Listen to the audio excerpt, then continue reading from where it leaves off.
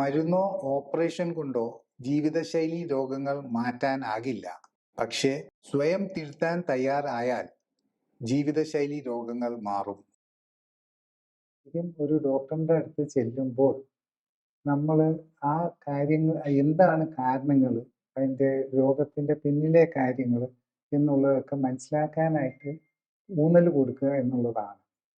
അപ്പോൾ അങ്ങനെ ഒരു കാഴ്ചപ്പാടോടുകൂടിയാണ് നമ്മൾ ഈ ലൈവ് തുടങ്ങിയേക്കുന്നത്. ഇന്നത്തെ എപ്പിസോഡ് ശരിക്കും ജീവിതശൈലി ഒരു മരുന്നായിട്ട് എങ്ങനെ കാണാൻ സാധിക്കും എന്നുള്ളതാണ്.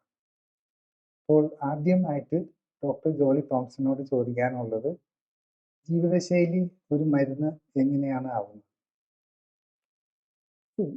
നമ്മളുടെ ജനറലി നമ്മൾ അസുഖങ്ങളെ എടുത്തു കഴിഞ്ഞാൽ 3 ടൈപ്പാണ് നമുക്ക് ഒരു രോഗമായിട്ട് നമ്മുടെ ശരീരത്തിന് സംഭവിക്കുന്നത്. ഒന്ന് നമുക്ക് വരുന്ന ഇഞ്ചുറീസ്, അത് നമ്മൾ ചതവോ ഒടിവോ ഒക്കെ നമുക്കൊരു ആക്സിഡൻ്റ് ഒക്കെ പറ്റും. രണ്ടാമത്തെ അണുബാധയാണ്. മൂന്നാമത്തെ നമ്മളുടെ ജീവിതശൈലി രോഗങ്ങളാണ്. നമ്മൾ ഹോസ്പിറ്റലുകളിൽ ചികിത്സയ്ക്ക് പോകുന്ന 80 to 90% രോഗങ്ങളും ജീവിതശൈലി രോഗങ്ങളുടെ വിഭാഗത്തിലാണ് വരുന്നത്. ജീവിതശൈലി രോഗങ്ങൾ എന്ന് പറയുന്നത് pressure, sugar, heart disease, asthma, allergy, ഈ ഓട്ടോ ഇമ്മ്യൂൺ, നമ്മൾ കാരണം എന്താണെന്ന് അറിയത്തില്ലാത്ത അസുഖങ്ങളെന്ന് ജനറലി പറയില്ലേ, അതെല്ലാം ഓട്ടോ ഇമ്മ്യൂൺ രോഗങ്ങളുടെ വിഭാഗത്തിലാണ് വരുന്നത്. ഓട്ടോ ഇമ്മ്യൂൺ എന്ന് പറഞ്ഞാൽ നമ്മുടെ ഇമ്മ്യൂൺ സിസ്റ്റം തന്നെ നമുക്ക് എഗെയിൻസ്റ്റ് ആയിട്ട് വർക്ക് ചെയ്യുന്നു. നമ്മുടെ ഇമ്മ്യൂൺ സിസ്റ്റം നമ്മുടെ തന്നെ സെല്ലുകളെ അല്ലെങ്കിൽ അവയവങ്ങളെ, കോശങ്ങളെ ആക്രമിക്കുന്ന ഒരു സിറ്റുവേഷൻ. ഇതെല്ലാം ജീവിതശൈലി രോഗങ്ങളുടെ വിഭാഗത്തിലാണ് വരുന്നത്. അപ്പം നമുക്ക് അതിനകത്ത് നിന്ന് തന്നെ മനസ്സിലാക്കാമല്ലോ, ജീവിതശൈലിയാണ് അവിടുത്തെ കാര്യം. നമുക്കറിയാം, ഇൻഫെക്ഷൻ വന്നാലും കൊറോണ വന്നപ്പോഴും നമ്മൾ ജീവിതശൈലിയിലാണ് മാറ്റം വരുത്തിയ, മാസ്ക് വെച്ചു, നമ്മൾ കോണ്ടാക്റ്റുകൾ കുറച്ചു, അതങ്ങനത്തെ കാര്യങ്ങളാണ് ചെയ്യുന്നത്. ഈവൻ അണുബാധ പോലും ഉള്ളപ്പോഴും നമ്മൾ ജീവിതശൈലിയില്ല, ഭക്ഷണം, ജീവിതശൈലി എന്ന് പറഞ്ഞാൽ എന്തൊക്കെയാണ് വരുന്നത്? ഭക്ഷണമുണ്ട്, അത് ഭക്ഷണം എന്ന് പറഞ്ഞാൽ നമ്മുടെ ന്യൂട്രീഷൻ കറക്റ്റ് ആവണം, പിന്നെ ഫിസിക്കൽ ആൻഡ് മെൻ്റൽ ആക്ടിവിറ്റി, അതുപോലെ സ്ലീപ്പ്, ഉറക്കം ഇത് വേണം കറക്റ്റായിട്ട്, അതുപോലെ ടോക്സിൻസ് കുറയ്ക്കാൻ പറ്റും. ഈ കാര്യങ്ങളാണ് ജീവിതശൈലി എന്നതുകൊണ്ട് നമ്മൾ ഉദ്ദേശിക്കുന്നത്, നമ്മളുടെ ചുറ്റുവട്ടത്തും നമ്മളുടെ ബോഡിയെ കൊണ്ട് ചെയ്യിപ്പിക്കുന്ന കാര്യങ്ങൾ. അപ്പം ഇതെല്ലാം കറക്റ്റ് ആക്കുക എന്നുള്ളതാണ് എപ്പോഴും ന്യൂട്രീഷനും ആക്ടിവിറ്റിയും എല്ലാം അതിനൊരു കൺട്രോൾ കൊണ്ടുവരിക എന്നുള്ളതാണ് ഏത് രോഗത്തിനാണെങ്കിലും പ്രധാനം. ജീവിതശൈലി രോഗത്തിൻ്റെ കാരണം തന്നെ അതാണ്. അപ്പം അത് കറക്റ്റ് ചെയ്യുക എന്നുള്ളതാണ്. അപ്പോൾ മോഡേൺ മെഡിസിനിലാണെങ്കിലും നമ്മൾ ഫസ്റ്റ് ലൈൻ ഓഫ് മാനേജ്മെൻറ്റ് എന്ന് പറയുന്നത് ഫുഡ്, എക്സസൈസ്. നമ്മളിപ്പോൾ ഏത് പ്രോട്ടോക്കോൾ എടുത്ത് നോക്കിയാലും, നമ്മളെ ഗവൺമെൻറ്റിൻ്റെ നാഷണൽ ഹെൽത്തിൻ്റെ എടുത്താലും അതുപോലെ ഓരോ ഹോസ്പിറ്റലിൻ്റെ എടുത്തു കഴിഞ്ഞ് കഴിഞ്ഞാലും നമുക്ക് കാണാം ഫസ്റ്റ് ലൈൻ ഓഫ് മാനേജ്മെൻറ്റ് അതാണ് പറയുന്നത്. അവിടെ രോഗി ഫെയിൽ ചെയ്യുമ്പോഴാണ് നമ്മൾ ഈ ജീവിതശൈലി രോഗങ്ങൾക്കായിട്ട് മരുന്ന് തുടങ്ങേണ്ടി വരുന്നത്. അപ്പം രോഗിക്ക് ജീവിതശൈലി കറക്റ്റായിട്ട് കൊണ്ടുപോകാൻ പറ്റാതെ വരുമ്പോഴാണ് ജീവിതശൈലി മരുന്ന് എടുക്കേണ്ടി വരുന്നതെന്നും അത് തുടരേണ്ടി വരുന്നതെന്നും എല്ലാവരും മനസ്സിലാക്കുക എന്നുള്ളതാണ് ഏറ്റവും പ്രധാനം. അങ്ങനെ പറയുമ്പോൾ സാധാരണഗതിയിൽ ഒരു സംശയം, ഈ പറയുന്ന രോഗങ്ങളൊക്കെ, ഈ 80-90% രോഗങ്ങളൊക്കെ എന്തെങ്കിലും നമ്മുടെ പേഷ്യൻസിൻ്റെയൊക്കെ കുഴപ്പം കൊണ്ടാണ് എന്നുള്ള രീതിയിലേക്ക് നമ്മൾ ചിന്തിക്കേണ്ടി വരില്ലേ? അപ്പം അങ്ങനെ അല്ലല്ലോ. എന്താണെന്ന് വെച്ചാൽ, ഇപ്പം അപ്പൂപ്പന്മാർക്ക് ഡയബറ്റീസോ അല്ലെങ്കിൽ ഹാർട്ട് പ്രോബ്ലമോ അങ്ങനെ ഉണ്ടെങ്കിൽ, അല്ലെങ്കിൽ ക്യാൻസറോ ഒക്കെ ഉണ്ടെങ്കിൽ മക്കൾക്ക് നാച്ചുറലി അത് വരാനുള്ള ആണെന്നാണല്ലോ നമ്മൾ മനസ്സിലാക്കുന്നത്. അപ്പം നമ്മൾ ഈ പറഞ്ഞ ജീവിതശൈലിയൊക്കെ കറക്റ്റാക്കി കൊണ്ട് ജീവിച്ചാൽ ഈ ജീൻസൊക്കെ നമുക്ക് ഉള്ളതല്ലേ, അതെടുത്ത് മാറ്റാൻ പറ്റുന്നതല്ലല്ലോ. അപ്പോൾ എങ്ങനെയാണ് അത് ശരിയാവുന്നത്? വളരെ സെൻസിബിൾ ആയിട്ടുള്ള ഒരു ചോദ്യമാണ്. എല്ലാവരുടെയും മനസ്സിൽ തോന്നുന്ന ഒരു കാര്യമായിരിക്കും. കാരണം പാരമ്പര്യമായിട്ട് കുടുംബത്തിൽ ഡയബറ്റീസ് ഉണ്ട്, ഓരോരോ രോഗങ്ങളുണ്ട്, അതെന്തോ എങ്ങനെയാണ് ജീവിതശൈലി കൊണ്ട് മാറ്റാൻ അല്ലെങ്കിൽ തടഞ്ഞു നിർത്താൻ പറ്റുക എന്നുള്ളത്. നമ്മൾ ജനറ്റിക് ചില രോഗങ്ങളുണ്ട്, ഇപ്പോൾ ഹീമോഫീലിയ, അത് നമ്മൾ ജനറ്റിക് ഡിസീസാണ്. മറ്റത് മൾട്ടി ഫാക്ടോറിയൽ ജനറ്റിക് പ്രിഡിസ്പൊസിഷൻ ഉണ്ടെന്ന് മാത്രമേ വരുന്നുള്ളൂ, diabetes, hyper tension, heart disease ഒക്കെ. അപ്പോൾ അവിടെ ചില ഫാക്ടേഴ്സ് ഉണ്ടാകും, വരാൻ പോസിബിലിറ്റി കൂട്ടുന്ന ഒരു ചാൻസ് ഉണ്ടാകും. പക്ഷെ അത് നമ്മളുടെ DNA ആണ്. DNA നമുക്ക് ചേഞ്ച് ചെയ്യാൻ പറ്റില്ല. പക്ഷെ എല്ലാ DNA, നമ്മളുടെ ബോഡിയിലെ ജനറ്റിക് കോമ്പോസിഷനിൽ ഈ 46 ക്രോമസോമിലെ എല്ലാ DNA-യും നമ്മൾ ഒന്നിച്ച് എക്സ്പ്രസ് ചെയ്യുന്നില്ല. അതിൽ കൂടുതലും സ്ലീപ്പിംഗ് ആയിരിക്കും. അപ്പം നമുക്ക് ഏതിനെ ആക്ടിവേറ്റ് ചെയ്യണം, ഏതിനെ സൈലന്റ് ആക്കണം എന്ന് തീരുമാനിക്കുന്നത് നമ്മുടെ ജീവിതശൈലിയാണ്. എല്ലാത്തിനും അച്ഛൻ്റെ കയ്യിൽ നിന്നും അമ്മയുടെ കയ്യിൽ നിന്നും വന്ന കോപ്പിയുണ്ട് നമുക്ക്. അത് തന്നെ ഒരു ബേസിക് കോപ്പിയുണ്ട്.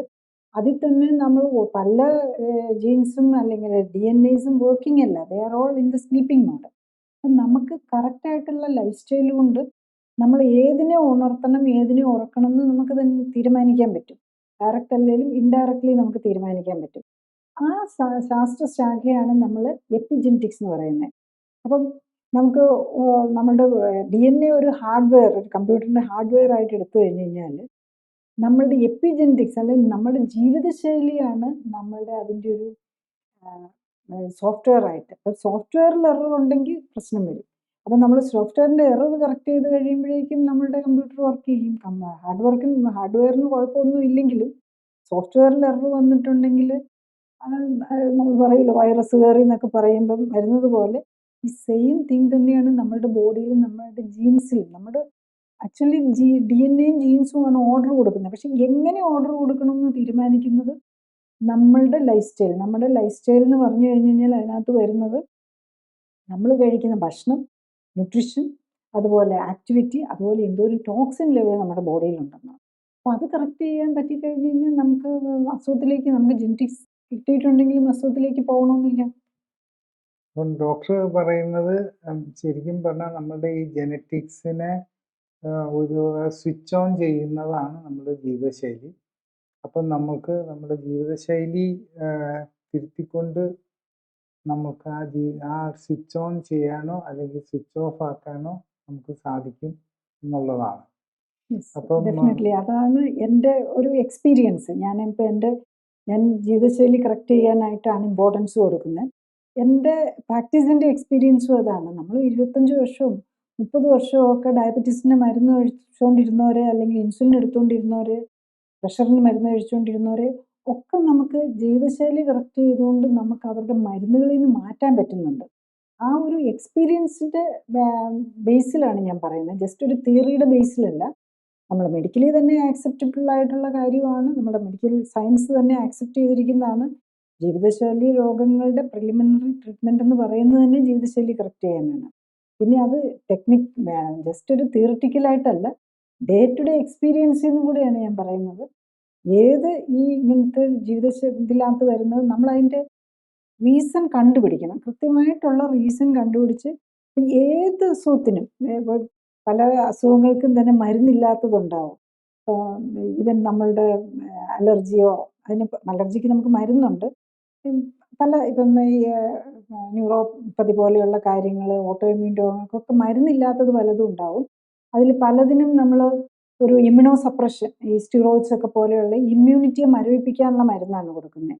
അങ്ങനെയൊക്കെ ഉള്ള മരുന്നുകൾ സ്ഥിരമായിട്ട് ഈ ആർത്രൈറ്റിസ് ഇതൊക്കെ എടുത്തുകൊണ്ടിരിക്കുന്നവർ നമുക്കതിനകത്ത് മാറ്റാൻ പറ്റുന്നുണ്ടെന്നുള്ളതാണ്. അപ്പം നമുക്കത് പ്രൂവ് ചെയ്യാനും നമുക്കത് ഉള്ളി തിങ് പേഷ്യൻ്റ് അതിനുള്ള വില്ലിങ്നെസ് ഉണ്ടാണ്. അത് ആദ്യം അവർ മനസ്സിലാക്കണം. എൻ്റെ പ്രശ്നം ജീവിതശൈലിയാണ്, അതുകൊണ്ടാണ് എനിക്ക് വരുന്നത്. ഈവൻ നമുക്ക് വരുന്ന സിമ്പിൾ തലവേദന പോലും, ഒരു തലവേദനയുടെ കാര്യം പോലും നമ്മൾ ഇപ്പം പലരും പറയും മൈഗ്രെയിനിന് മരുന്നും എടുത്ത്, മൈഗ്രെയിൻ ഇല്ലാത്തപ്പോഴും പ്രൊഫൈലാക്റ്റിക് ആയിട്ട് മരുന്നും എടുത്തൊക്കെ നടക്കും. അങ്ങനെയൊക്കെ ഒത്തിരി പേഷ്യൻസിനെ കാണാറുണ്ട്. എന്നാലും സ്ഥിരം തലവേദനയായിരിക്കും.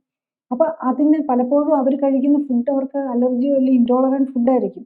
അപ്പോൾ വളരെ കൃത്യമായിട്ട് നമ്മൾ ആ മെറ്റിക്കുലസ് ആയിട്ട് ഫോളോ ചെയ്ത് പേഷ്യൻറ്റിൻ്റെ ഫുഡും ഹാബിറ്റ്സും പാറ്റേണുകളും ഒക്കെ ഫോളോ ചെയ്ത് കഴിയുമ്പോൾ നമുക്ക് കൃത്യമായിട്ട് മനസ്സിലാക്കി അവർക്ക് കൊടുക്കാനും അവരെ അണ്ടർസ്റ്റാൻഡ് ചെയ്ത് ഈ ഫുഡ് കഴിച്ചിട്ടാണ് എനിക്ക് തലവേദന വന്നതെന്ന് മനസ്സിലാക്കി കഴിഞ്ഞ് കഴിഞ്ഞാലേ പറ്റുള്ളൂ. നമ്മൾ കുറേ അധികം ഫുഡുകൾ കഴിച്ചുകൊണ്ടിരിക്കുമ്പോൾ നമുക്ക് അറിയാൻ പറ്റില്ലല്ലോ ഏതാണെന്നുള്ളത്. അപ്പോൾ ആ ഒരു അവയർനെസ് ഉണ്ടാക്കിയെടുക്കുക എന്നുള്ളതാണ് നമുക്ക് വേണ്ടത്.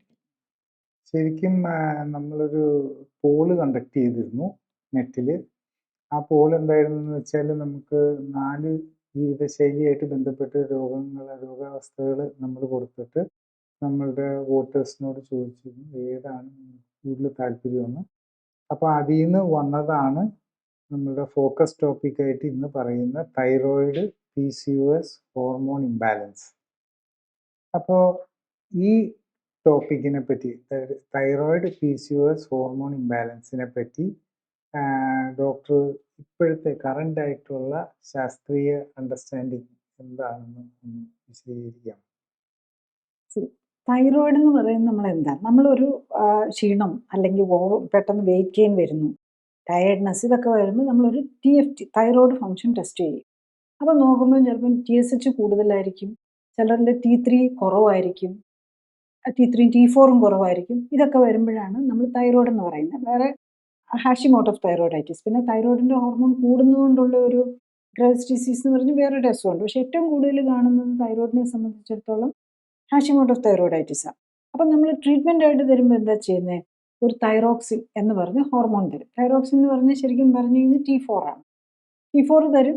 അത് നമ്മൾ, അതായത് തൈറോയ്ഡ് ഹോർമോൺ, തൈറോയ്ഡ് ഗ്രാന്തി ഉണ്ടാക്കുന്ന ഹോർമോണിനെ നമ്മൾ തരുന്നു. അതിന് ഹോർമോൺ റീപ്ലേസ്മെൻറ്റ് തെറാപ്പി എന്ന് പറയും. അപ്പോൾ ഹോർമോണിൻ്റെ കുറവ് അവിടെ ആവശ്യത്തിന് ഹോർമോൺ നമ്മൾ പുറത്തുനിന്ന് കൊടുക്കുകയാണല്ലോ ചെയ്യുന്നത്. അപ്പോൾ ഈ TSH കുറയും, T3 കറക്റ്റ് ആവും, T4 കറക്റ്റ് ആവും.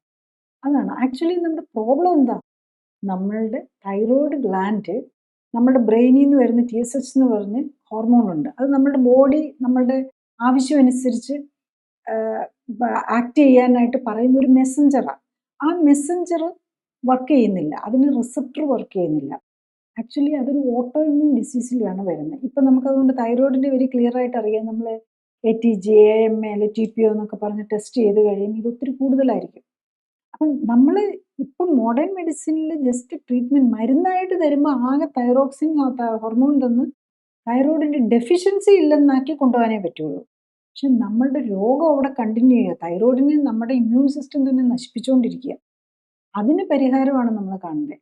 അതിന് പരിഹാരം കാണേണ്ടത് നമ്മളുടെ ജീവിതശൈലിയിൽ എന്ത് തകരാറാണ് വന്നിരിക്കുന്നത് എന്നുള്ളതാണ് നമ്മൾ കണ്ടുപിടിക്കണം. തൈറോയിഡ് രോഗം വന്നു കഴിഞ്ഞാൽ അവർക്ക് കൊളസ്ട്രോൾ കൂടും, വെയിറ്റ് ഗെയിൻ വരാൻ തുടങ്ങും. അത് കഴിയുമ്പം നെക്സ്റ്റ് പറഞ്ഞ PCOD ആണ്. ആദ്യം ചിലപ്പം PCOD ആയിരിക്കും വരുന്നത്, അത് കഴിഞ്ഞിട്ടായിരിക്കും തൈറോയിഡ് വരുന്നത്. അത് കഴിഞ്ഞ് കഴിഞ്ഞാൽ പിന്നെ വരാൻ പോകുന്നത് ഡയബറ്റീസാണ്. PCODയിൽ എന്താ പ്രോബ്ലം, ആദ്യം കൂടാൻ തുടങ്ങുന്ന ഇൻസുലിനാണ്. ഇൻസുലിൻ റെസിസ്റ്റൻസ് ആണ് അവിടെയും വരുന്നത്. അതുപോലെ ടൈപ്പ് 2 ഡയബറ്റീസിലും ഇൻസുലിൻ റെസിസ്റ്റൻസ് വരുന്നുണ്ട്. ഇത് കൂടാതെ PCODയുടെ കാര്യത്തിലും ഓവർ റെസ്പോൺസ് കുറയ്ക്കും. ഓവറി ഈ നമ്മുടെ ബ്രെയിനിൽ നിന്ന് വരുന്നൊരു LH എന്ന് പറഞ്ഞൊരു ഹോർമോൺ ഉണ്ട്, അതും കൂടാൻ തുടങ്ങും. നമ്മൾ PCODയുടെ ടെസ്റ്റുകളൊക്കെ നോക്കുമ്പോൾ LH FSH നോക്കും. അതിൻ്റെ റേഷ്യോ ആണ് നോക്കുന്നത്. FSH LH റേഷ്യോ, LH കൂടുന്നു എന്നുള്ളതൊക്കെയാണ് അതിനകത്തൊരു ഇൻഡിക്കേറ്ററായിട്ടിരുന്നത്. അപ്പം അവിടെയും റെസിസ്റ്റൻസ് ആണ്. ഓവറിയിലെ റിസപ്റ്റേഴ്സ് ഇതിനുവേണ്ടി റെസ്പോണ്ട് ചെയ്യുന്നില്ല. അങ്ങനെ വരുമ്പോൾ ഹോർമോണൽ ഇംബാലൻസ് വരും, ഈസ്ട്രജൻ്റെ അളവ് കൂടും, പ്രൊജസ്ട്രോൺ കുറയും. അപ്പം പലവിധ പീരിയഡ്സ് ഇറഗുലർ ആകും. പിന്നെ ടെസ്റ്റോസ്റ്ററോണിൻ്റെ അളവ്, മെയിൽ ഹോർമോൺസ് കൂടുതലാകാൻ തുടങ്ങും. അപ്പം നമുക്ക് ഈ രോമ വളർച്ച, അങ്ങനെ ഓരോരോ പ്രശ്നങ്ങളിലേക്കും. ശരിക്കും നമ്മളുടെ ഈ ടോപ്പിക്കിനെ പറ്റി നമ്മൾ കൂടുതൽ വ്യൂവേഴ്സിന് അറിയാനുള്ളത് ഏത് പെർട്ടിക്കുലർ കാര്യമാണ് എന്ന് അറിയാൻ വേണ്ടി നമ്മൾ ഒരു ക്വസ്റ്റ്യനറും കൂടെ ഇട്ടിരുന്നു. അപ്പം ആ ക്വസ്റ്റ്യനറിൽ വന്നത് എന്താണെന്ന് വെച്ചാൽ, സാധാരണഗതിയിൽ ഈ രോഗം, that is thyroid, PCOS and hormone imbalance, ഈ കാര്യത്തിൻ്റെ ട്രീറ്റ്മെൻറ്റിൽ സാധാരണ എന്ത് പിഴവുകളാണ് സംഭവിക്കുക എന്നുള്ളതാണ് നമ്മുടെ പേഷ്യൻസിന്, അല്ല നമ്മുടെ വ്യൂവേഴ്സിന് കൂടുതൽ അറിയുന്നത്. തൈറോയിഡിൽ ഞാൻ പറഞ്ഞല്ലോ, ഫസ്റ്റ് നമ്മൾ ഫോക്കസ് ചെയ്യുന്നത് എന്താണെന്ന് ചോദിച്ചു കഴിഞ്ഞാൽ, നമ്മൾ ആ ലാബ് റിപ്പോർട്ട് കറക്റ്റ് ചെയ്യൽ മാത്രമേ നടക്കുന്നുള്ളൂ. തൈറോയിഡ് ഹോർമോണിൻ്റെ ഡെഫിഷ്യൻസി കറക്റ്റ് ചെയ്യാൻ മാത്രമേ നടക്കുന്നുള്ളൂ. നമ്മൾ ഈ സ്റ്റാൻഡേർഡ് ട്രീറ്റ്മെൻ്റ് ആയിട്ട് വരും. അത് ഡോക്ടർമാർക്ക് ചെയ്യാൻ പറ്റുള്ളൂ. പിന്നെ ഡോക്ടറിന് മരുന്ന് കൊടുക്കാനല്ലേ പറ്റുള്ളൂ. ലൈഫ് സ്റ്റൈൽ കറക്റ്റ് ചെയ്യാൻ പറയാം, വെയിറ്റ് കുറയ്ക്കണമെന്ന് പറയും, പക്ഷേ പേഷ്യൻ്റ് വേണം അത് ചെയ്യാനായിട്ട്. പിന്നെ പലപ്പോഴും ഡോക്ടേഴ്സിന് ജനറലി ഇപ്പോൾ ഒരു എൻഡോക്രൈനോളജിസ്റ്റ് ഒന്നും എങ്ങനെ ലൈഫ് സ്റ്റൈൽ കറക്റ്റ് ചെയ്യണം, അവരുടെ ലൈഫ് സ്റ്റൈൽ മോണിറ്റർ ചെയ്ത് കൊടുക്കാനോ ഒന്നും അവർക്ക് അതിനുള്ള ഒരു സെറ്റപ്പിലല്ല അവിടെ വർക്ക് ചെയ്യുന്നത്. അതിന് ഈ ലൈഫ് സ്റ്റൈൽ കറക്ഷൻ ഓറിയൻറ്റഡ് ആയിട്ട് വർക്ക് ചെയ്യുന്ന ഡോക്ടേഴ്സിന് മാത്രമേ അങ്ങനത്തെ ഡയറക്ഷൻ കൊടുക്കാൻ പറ്റുള്ളൂ. ഞാൻ എൻ്റെ എക്സ്പീരിയൻസ് എന്ന് പറയുമ്പോൾ, ഇപ്പം ഞാനൊക്കെ പ്രാക്ടീസ് ചെയ്യാൻ തുടങ്ങുമ്പോൾ ഒരു 100 പേരുടെ തൈറോയ്ഡ് ഫംഗ്ഷൻ ടെസ്റ്റ് എടുത്തു കഴിഞ്ഞ് കഴിഞ്ഞാൽ ഒരു 5%-ൻ്റെയൊക്കെ അബ്നോർമൽ വരികയും ഈ ഹാഷിമോട്ടോഫ് തൈറോയിഡൈറ്റിസ് ഡയഗ്നോസ് വരിക. പക്ഷേ ഇന്ന് വരുമ്പോൾ തന്നെ ഒരു 50% കൂടുതൽ പേഷ്യൻസ് ഓൾറെഡി ഓൺ തൈറോയിഡിലായിരിക്കും വരുന്നത്. തൈറോയിഡിന് മരുന്നെടുത്ത് തൈറോക്സിൻ കണ്ടിന്യൂ ചെയ്തുകൊണ്ടിരിക്കുകയായിരിക്കും. അതല്ലെങ്കിൽ നമ്മൾ ടെസ്റ്റ് ചെയ്ത് നോക്കുമ്പം ഒരു 80 എക്സാക്ട് പെർസെൻറ്റേജ് എനിക്ക് പറയാൻ പറ്റുന്നില്ല, ഒരു ഹ്യൂജ് പെർസെൻറ്റേജ് തൈറോയ്ഡ് പ്രോബ്ലം ഉള്ളവരാണ്. അപ്പം അതുപോലെ തന്നെ ഈ ഇൻസുലിൻ, എക്സസ് ഇൻസുലിൻ ഉള്ളവരുമാണ്. അപ്പം ഇൻസുലിൻ, ഡയബറ്റിസും PCOSും തൈറോയിഡും ഹാഷിമോട്ടോ തൈറോയിഡൈറ്റിസും എല്ലാം ഒരേ മെറ്റബോളിക് പ്രോസസ്സിനകത്ത് വരുന്ന ഡീവിയേഷനാണ്. അതുപോലെ നമ്മുടെ ഇമ്മ്യൂൺ സിസ്റ്റത്തിൽ വരുന്ന ഡീവിയേഷനാണ്, ഹോർമോൺ സിസ്റ്റത്തിൽ വരുന്ന ഡീവിയേഷനാണ്. അപ്പം ഇതിനെയെല്ലാം നമുക്ക് ഒന്നിച്ച് തന്നെ മാനേജ് ചെയ്യാൻ പറ്റുന്നതേ ഉള്ളൂ ലൈഫ് സ്റ്റൈൽ കറക്റ്റ് ചെയ്യാൻ വില്ലിങ് ആവുകയാണെങ്കിൽ. അതാണ് എൻ്റെ എക്സ്പീരിയൻസിൽ നിന്നും കൂടെയാണ് ഞാൻ പറയുന്നത്. അപ്പം ലൈഫ് സ്റ്റൈൽ കറക്റ്റ് ചെയ്ത് വരുമ്പം തൈറോയ്ഡ് ഉള്ള ആൾക്ക് കുറെ കാലമായിട്ടും പലരും ഹാർട്ട് അറ്റാക്കും ഈ ഹാർട്ടിന് ബ്ലോക്കും ഒക്കെ ആയിട്ടും ആൻജിയോപ്ലാസ്റ്റിയോ അല്ലെങ്കിൽ ബൈപ്പാസോ ഒക്കെ പറഞ്ഞു കഴിയുമ്പോഴായിരിക്കും വരുന്നത്. ഇവർക്ക് തൈറോയിഡും കാണും, ഡയബറ്റീസും കാണും, കൊളസ്ട്രോൾ കൂടുതലുണ്ടാവും. ഇതെല്ലാം നമ്മളുടെ മെറ്റബോളിസത്തിൽ വരുന്ന പ്രോബ്ലംസ് ആണ്. അത് നമ്മൾ കറക്റ്റായിട്ട് ലൈഫ് സ്റ്റൈൽ കറക്റ്റ് ചെയ്ത് കഴിഞ്ഞാൽ ഇതെല്ലാം ഓരോന്നോരോന്നായിട്ട് മരുന്നുകൾ കുറച്ചുകൊണ്ട് വരാൻ പറ്റും. ഡയബറ്റീസിൻ്റെ നമുക്ക് ടൈപ്പ് 2 ഡയബറ്റീസ് ആണെങ്കിൽ ആദ്യമേ തന്നെ നിർത്താൻ പറ്റും. പിന്നെ തൈറോയിഡിൻ്റെ ഫംഗ്ഷൻ ശരിയായി വരുന്നതനുസരിച്ച് നമുക്ക് തൈറോയ്ഡ് കുറയ്ക്കാം. ഈവൻ നമുക്ക് കാണാം ഈ ATG TP ഒക്കെ പോലെയുള്ള ഓട്ടോ ഇമ്മ്യൂൺ ആൻറ്റിബോഡീസ് കുറഞ്ഞു വരും. PCOSലാണെങ്കിൽ LH കുറഞ്ഞു വരും. പീരിയഡ്സ് നിൽക്കുക മാത്രമല്ല, നമ്മൾ സാധാരണ PCOSൽ എന്താ ചെയ്യുന്നത്, ഹോർമോൺസ് കൊടുത്തിട്ട് ഓറൽ കോൺട്രാസെപ്റ്റീവ്സോ അല്ലെങ്കിൽ യൂഷ്വലി ഓറൽ കോൺട്രാസെപ്റ്റീവ്സ് പോലെയുള്ള അല്ലെങ്കിൽ പ്രൊജസ്ട്രോൺ കൊടുത്ത് പീരിയഡ്സ് കറക്റ്റ് ആക്കുകയുള്ളൂ. അത് സിംറ്റമാറ്റിക് റിലീഫ് അല്ലെങ്കിൽ ബ്ലഡ് ടെസ്റ്റിൻ്റെ വാല്യൂ കറക്ഷൻ മാത്രമാണ് നമ്മൾ ചെയ്യുന്നത്. നമ്മൾ റിയൽ ആയിട്ടുള്ള അതിൻ്റെ റൂട്ട് കോസ് കറക്റ്റ് ചെയ്യുന്നില്ല. അതുകൊണ്ട് ഇപ്പോൾ തന്നെ ഈ ഡിസീസ് പ്രോഗ്രസ് ചെയ്തുകൊണ്ടിരിക്കും. അടുത്ത സെക്ഷൻ നമ്മൾ ശരിക്കും നമ്മളുടെ ഈ കമൻസ് ആയിട്ട് വരുന്നതിൽ നിന്ന് ഒരു ഫ്യൂ നമ്മൾ സെലക്ട് ചെയ്തതാണ്. അപ്പോൾ അതിൽ ആദ്യത്തെ ഉള്ളത്, ഒരു ഡോക്ടർ ഒരു റിപ്പോർട്ട് അയച്ചു തന്നാൽ ഇതിന് എന്ത് ചെയ്യാൻ പറ്റും എന്നൊന്ന് പറയാമോ? അങ്ങനെയുള്ള ചില റിക്വസ്റ്റും കാര്യങ്ങളൊക്കെ വരുന്നുണ്ട്. നമുക്ക് ഒരു റിപ്പോർട്ട് വെച്ചിട്ട് മാത്രം നമ്മളൊരു പേഷ്യൻറ്റിനെ അസസ് ചെയ്യാൻ പറ്റില്ല. ഒരു ഓവറോൾ അറിയണം. അവരുടെ പാസ്റ്റ് ഹിസ്റ്ററി, പണ്ട് വന്നിരിക്കുന്ന രോഗങ്ങൾ അറിയണം, ഇപ്പോഴത്തെ സ്റ്റാറ്റസ് അറിയണം, അവരുടെ വെയിറ്റ് എത്രയാണെന്ന് അറിയണം, ഹൈറ്റ് എത്രയാണ്, ജെൻഡർ എന്താണെന്ന് അറിയണം, ഏജ് അറിയണം. അങ്ങനെ സോ മെനി കാര്യങ്ങളും. പിന്നെ അവരോട് തന്നെ സംസാരിച്ച് നോക്കണം. അപ്പോൾ നമ്മളൊരു സോഷ്യൽ മീഡിയയിൽ നമ്മൾ വീട് അയച്ചു തന്നു കഴിഞ്ഞാൽ നമുക്ക് പറയാൻ പറ്റില്ല. പക്ഷെ നമുക്ക് പേഷ്യൻ്റ് ഡയറക്റ്റ്ലി വന്നില്ലെങ്കിലും ഞാൻ ബേസിക്കലി എൻ്റെ പ്രാക്ടീസിൽ എങ്ങനെയാണ് ചെയ്യുന്നതെന്ന് ചോദിച്ചു കഴിഞ്ഞാൽ ഇതൊക്കെ വേണ്ടത് ഒരു സെക്കൻഡ് ഒപ്പീനിയനാണ്. അവർ ഓൾറെഡി ഒരു റിപ്പോർട്ടുണ്ടല്ലോ. അവരൊരു ഹോസ്പിറ്റലിൽ കാണിച്ചു, അതിനെക്കുറിച്ച് അവർക്ക് ഓരോ സ്ഥലത്തും ഓരോ ഡോക്ടേഴ്സും ഓരോ രീതിയിലായിരിക്കും ട്രീറ്റ് ചെയ്യുന്നത്. ജനറലി നമ്മൾ ട്രീറ്റ്മെൻറ്റ് തന്നെ 3 വെറൈറ്റിയാണുള്ളത്. ഒന്ന് ലൈഫ് സ്റ്റൈൽ കറക്ഷൻ നമ്മൾ ചെയ്യുന്ന കാര്യം, രണ്ടാമത്തത് മെഡിസിൻ വെച്ചിട്ടുള്ള ട്രീറ്റ്മെൻറ്റ്, സർജനാണ് സർജിക്കൽ ഇമ്പോർട്ടൻസ് ആയിരിക്കും വരുന്നത്. ഒരു ഹാർട്ട് പ്രോബ്ലം ആയിട്ട് എന്നാൽ സർജൻ്റെ അടുത്ത് ചെല്ലുമ്പോൾ സർജിക്കൽ പോയിന്റ് ഓഫ് വ്യൂവിലാണ് സർജൻ ചിന്തിക്കുക. മറ്റേ അല്ലാതെ ഈ ഇൻ്റർവെൻഷണൽ കാർഡിയോളജിസ്റ്റിൻ്റെ അടുത്താണ് പോകുന്നത്, അവർ സ്റ്റെൻറ്റ് ഇട്ട് അല്ല മരുന്ന് തന്ന് ആ രീതിയിലുള്ള ട്രീറ്റ്മെൻ്റ് ആയിരിക്കും എടുക്കുന്നത്. അപ്പം ഈ ട്രീറ്റ്മെൻറ്റ് തന്നെ ഈ ഡോക്ടറിൻ്റെ ഇൻട്രസ്റ്റ് അനുസരിച്ചും ഈവൻ രോഗിയുടെ ഇൻട്രസ്റ്റ് അനുസരിച്ചും. ചിലർക്ക് എന്തെങ്കിലും ഒരു ചെറിയ മുഴ കണ്ടാൽ തന്നെ അപ്പോൾ അത് റിമൂവ് ചെയ്യണമെന്ന് നിർബന്ധമായിരിക്കും. ചിലർക്ക് ഓപ്പറേഷനോട് പേടിയായിരിക്കും. ഇതെല്ലാം വെച്ചിട്ട് നമുക്ക് ഏതാണ് രോഗിയുടെ ആറ്റിറ്റ്യൂഡും കൂടെ വെച്ചിട്ടാണ് നമ്മളിതെല്ലാം തീരുമാനിക്കുന്നത്. അപ്പം ഇങ്ങനെ നമുക്കൊരു ട്രീറ്റ്മെൻറ്റിനെ കുറിച്ചൊരു ഡൗട്ട് ഉണ്ടെന്നുണ്ടെങ്കിൽ നമ്മളൊരു സെക്കൻഡ് ഒപ്പീനിയൻ എടുക്കുകയാണ് വേണ്ടത്.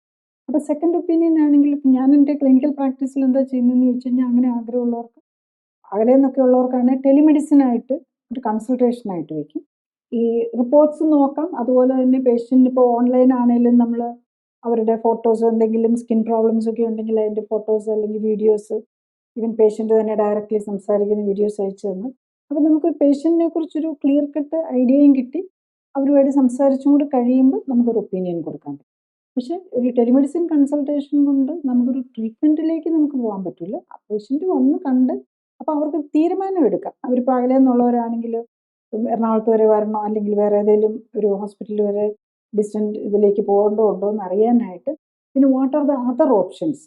ഇപ്പം നമ്മൾ സാധാരണ ഒരു ഹോസ്പിറ്റലിൽ ചെന്ന് കഴിഞ്ഞ് കഴിഞ്ഞാൽ ഐദർ സർജറി അല്ലെ മെഡിസിൻ, ഇതല്ലേ ഉള്ളൂ.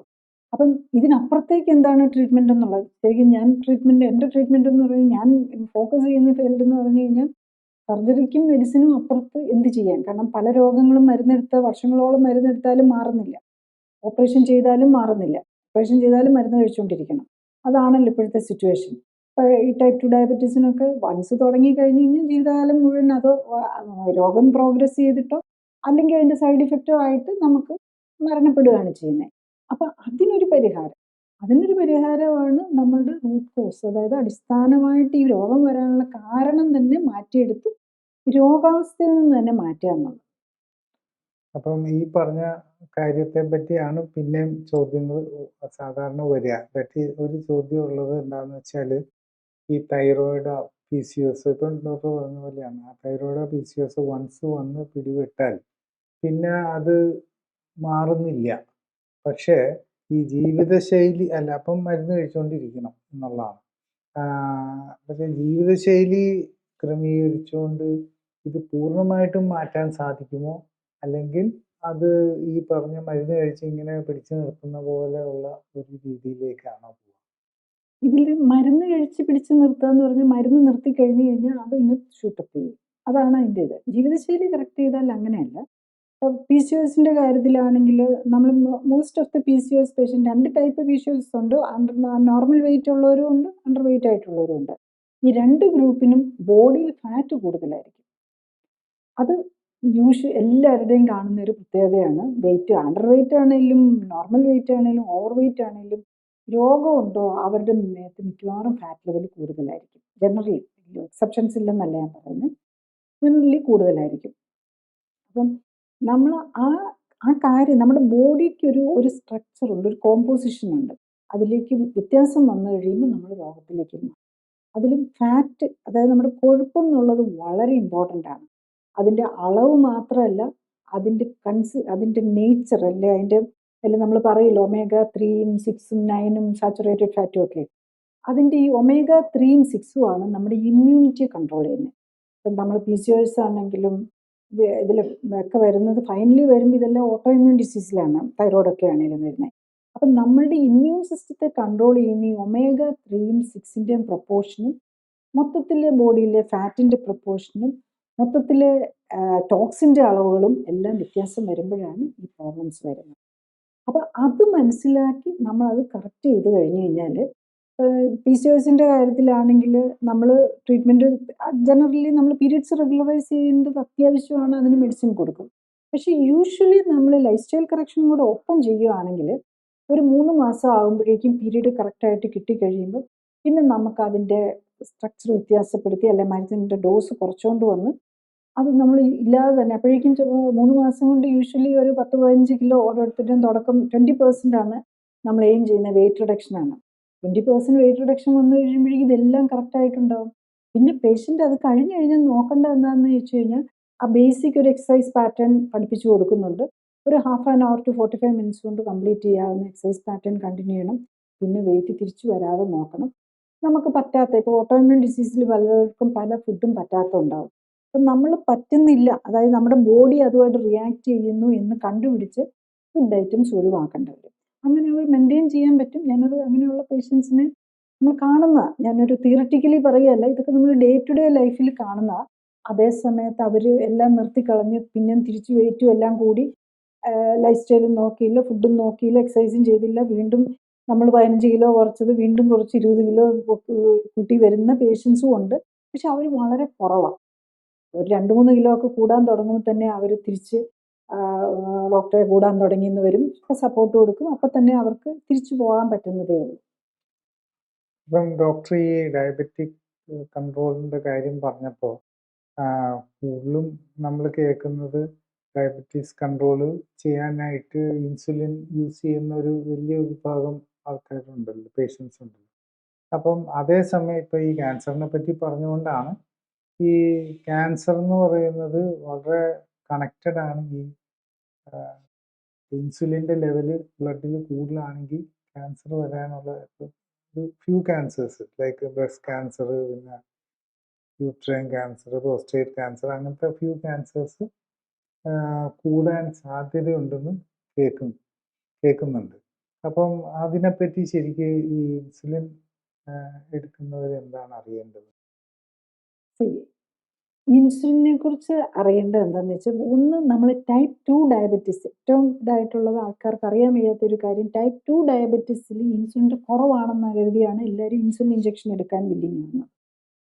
പക്ഷെ ടൈപ്പ് 2 ഡയബറ്റീസിൽ ഇൻസുലിൻ്റെ കുറവില്ല. പലപ്പോഴും ടൈപ്പ് 2 ഡയബറ്റീസ് പേഷ്യൻറ്റിന് വെരി ഹൈ ആണ് ഇൻസുലിൻ.